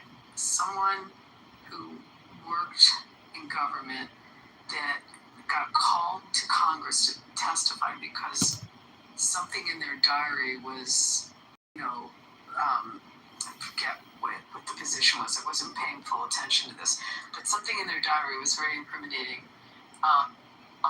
And they basically used the flu numbers as the COVID infection numbers, and he inflated and lied that the COVID infection rate was 10x that of the flu, which it wasn't. The guy is just, he's fucked. He's in big trouble now, and he's trending on Google. This Dr. Bowden does incredible analysis of all the documents that have been released. Rand Paul is tearing him apart. I mean, if they don't arrest him, or even, I know supposedly they've gotten control over Pfizer and Moderna, but they're releasing this new vaccine cancer injection by Moderna. And it's like, how do they get approval for this shit? I mean, they think that they got to come up with a new vaccine to fix people who have adverse effect to the vaccine. And Fauci was also, he knew that the ventilators and the remdesivir or whatever was killing people, but he issued it anyways. And they're saying that he suffers from malignant narcissism and that he was on a medication because he was having anxiety attacks because of Rand Paul, and he's shaking so much. So he started taking this medication that was making him manic. But the whole thing is just one giant fucking cover-up. And if they don't arrest him, I mean, and it just becomes like a legal issue, holy fuck. A senator can... Wait, say this again. Wait, he was taking medication that made him manic. We got a manic national doctor. Plus, the whole thing is supposedly he's just like covering up for the Chinese, for who... For all, they literally wanted to make us, because fear is such a hell of a drug, they could do it again, and I believe it. It's coming again. So, two statistics that I read that was pretty ridiculous was that they knew the death rate of it was 0.2%. However, Fauci went on record on these news stations saying it was 1% death rate of people that got infected. They had a 1% chance of dying. So he inflated the death rate by at least 5 times. Then the other one was 10 of 12 of the scientists that worked on this game were all telling him that they came, that the virus likely came from the Wuhan lab. And then he went out on the Sunday talk shows and would say clearly that he's heard this conspiracy theory about the Wuhan lab, and it's just a bunch of BS and stuff. It's really wild. How old is he now? He's 146. I'm not sure how old. I mean, is he 80? What constitutes crimes against humanity? I know. Do we have anything at the federal level of crimes against humanity? Yeah, traitorship. I mean, what he did was traitorous. But Bill Gates is also at the center of all this, and his emails with Fauci, and even Epstein. Like the entire COVID-19 experience, the lockdown, the shutting down of all businesses, the shutting down of society, the BLM riots, the mass vaccinations, the way they gave out the vaccines with lotteries.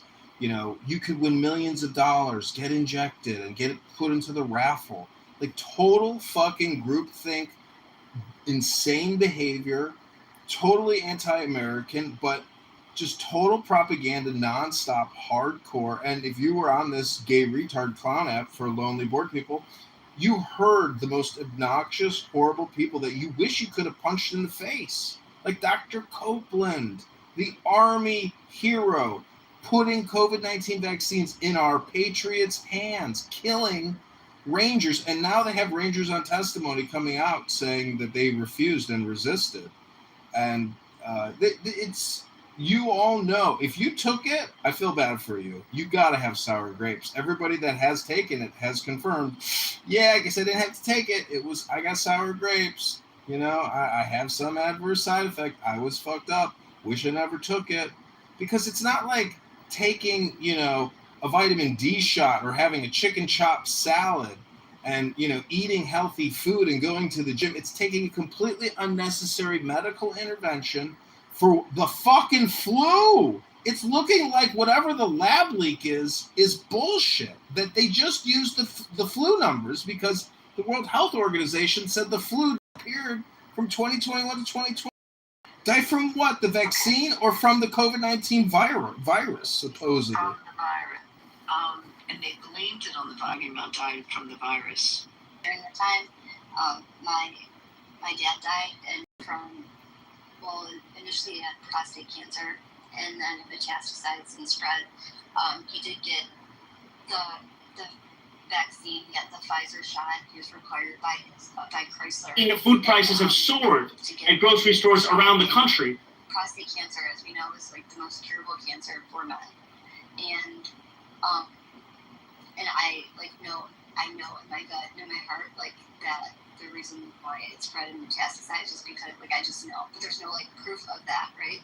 So, I mean, I know that there was obviously a virus, like, to say that there wasn't, like, there was. Was it man-made? I truly believe that with my whole heart. And it was crimes against humanity. And they won't ever show the amount of people that died from getting the vaccine. There's like, how it's so... No, they have thousands of confirmed VAERS. That thousands of people in VAERS died upon impact of receiving it. I think it was like 3,000 is the official number or something. People were putting it on their death certificates just for... Yeah, car accidents, etc. It's a huge scam. It indebted this country. We've lost trillions. Yeah, I don't know of one case, though, where they found, like, an elderly person in their apartment dead because of COVID. It all transpired at the hospital or after they... Did anyone ever hear of a person dying at their house from COVID? Like the body being found? No, it's interesting you say that. I mean, the two that were related to me, an aunt and my ex-husband's brother, were both in hospitals. My uncle got double pneumonia. My aunt watched him die on an iPad from the waiting room. But then once he was in there for double pneumonia, they said he had COVID too. And then it's like, oh, it's compounding. And that's why. But I'd known him my whole life. You know, I thought he lived a terrible, unhealthy lifestyle. And that's what led him there. But I don't know, man. I have a couple friends who had their grandparents die, The statistical significance of the morbidity rate went way the fuck up after the vaccination, not from exposure or however the fuck this fucking monkey virus supposedly spread throughout the world, like the movie The 12 Monkeys or whatever.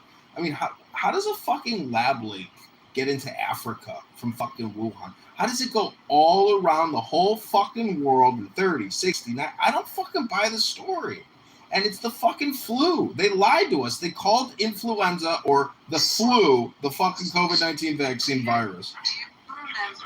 Do you remember in the beginning, right, that it started to manifest in northern Italy? Do you remember, like, all those crazy deaths? Yeah, they're banging the pots and pans on their balconies, saying, "You are heroes, heroes," while they're doing their fake mortuary marches every night.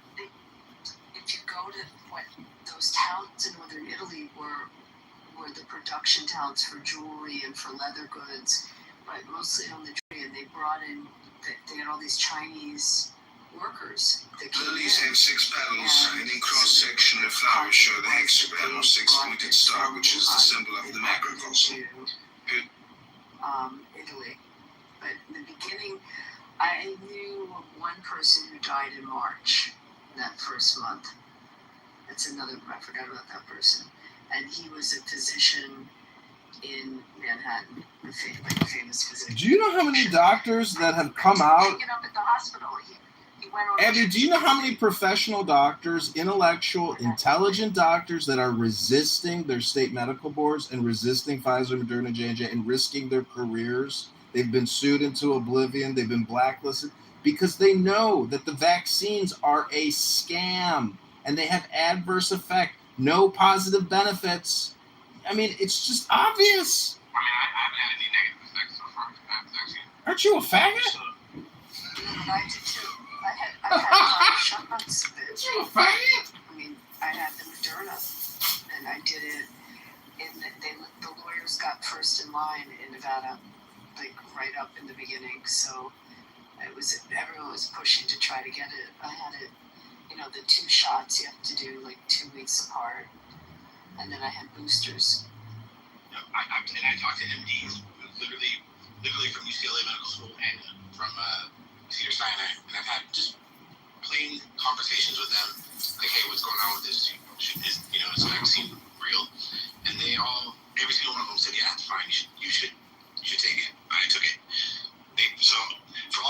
Sorry to hear that.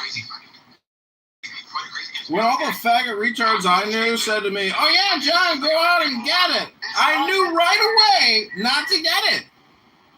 100 more doctors who took the vaccine and are fine. What are you saying? It's not about Can I just say that I've had so Alexander, now we're on this. Have you read the Fauci diaries? No, I haven't read the Fauci diaries. Today, it's been all over. And no, Fauci lied about a lot of stuff, and that's what we're talking about. So to dismiss what we're talking about as conspiracy, you need to search up the Fauci diaries and find out all the lies that he propagated, promoted, communicated. Right. But I was just going to say that I was in Spain through that period. It was pathetic, you know. And yeah, I heard what Alistair said. We used to go on the balcony every single day and applaud the police and the ambulances they drove past us. And I don't know a single person that died in Spain. I was there through the whole period. I also had the jab, the Pfizer one. My partner didn't. I got COVID 3 times after I had the jab. My partner has never had COVID. So I just thought I'd add that. Yeah. It's just conspiracy. And intellectual conversation is crazy. I mean, intellectuals are strong. Well, that's what I'm saying. Just think before you speak, and then also before you enter an intellectual conversation, just maybe not go so extreme with your words. I didn't even go extreme, and I would. That is extreme. I would consider intellectual conversation when you're talking about Listen, it's not going to turn into an argument and inject anything. It wasn't just any needle, bro.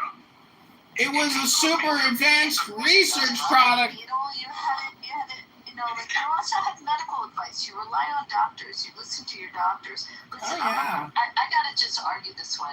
I'm a professional. Uh-huh. People pay me money. I'm licensed to give advice, and they rely on my advice, and they take action as a result of my advice. Same thing with this one. We rely. Same thing. We need you in a courtroom. We don't. hold on. I can argue the other side of it if you're finished, Anthony. I want to argue. Yeah, and then I'm finished. The other side of it is that's an appeal to credentialism, though. To act like when we're dealing with something that was so fresh and so new, and clearly did not go through the trials for the vaccine. I mean, clearly it would take many more, at least 3-4 years for them to even trial it out, and it was brushed over. To act like, well, the way it was held against us, and as if we were some sort of Cretan conspiracy theorists, like Alexander's saying, because we were skeptical from the get-go. I realized that there was a lot of people that fell for the idea of it, but we shouldn't be dismissed on our positions, because now what is coming to light is Fauci lied at extreme levels that affected the entire world. Before you bring in Fauci, though, you use the word skepticism, right? So where does the skepticism lie? For me, it was whatever it was like. I brought it up at dinner with my parents, and my dad said, "Son," he said, "there hasn't been a pandemic since whatever it was decades ago." He made me look like a fool, right? But then the whole world, little by little, is on board. So when the whole world is on board with this, right? So we're all supposed to just shoot it up, man. That's what we're supposed to do. Hit me with it. No. So you didn't have to take it. Yeah, I did not take it. It's not about, bro. This guy's that's the lie. I had to take it. I had to take it, Joe. I had to take it because my mother passed away in Australia. And when Australia opened the door, the only way I could get to the country to go to the memorial actually for my mother was to take it. And people in Australia were forced to take it for their jobs. I don't know about America. If they didn't take a job, they lost their jobs. As simple as that. Now, so that's still a choice. You weren't forced to take it.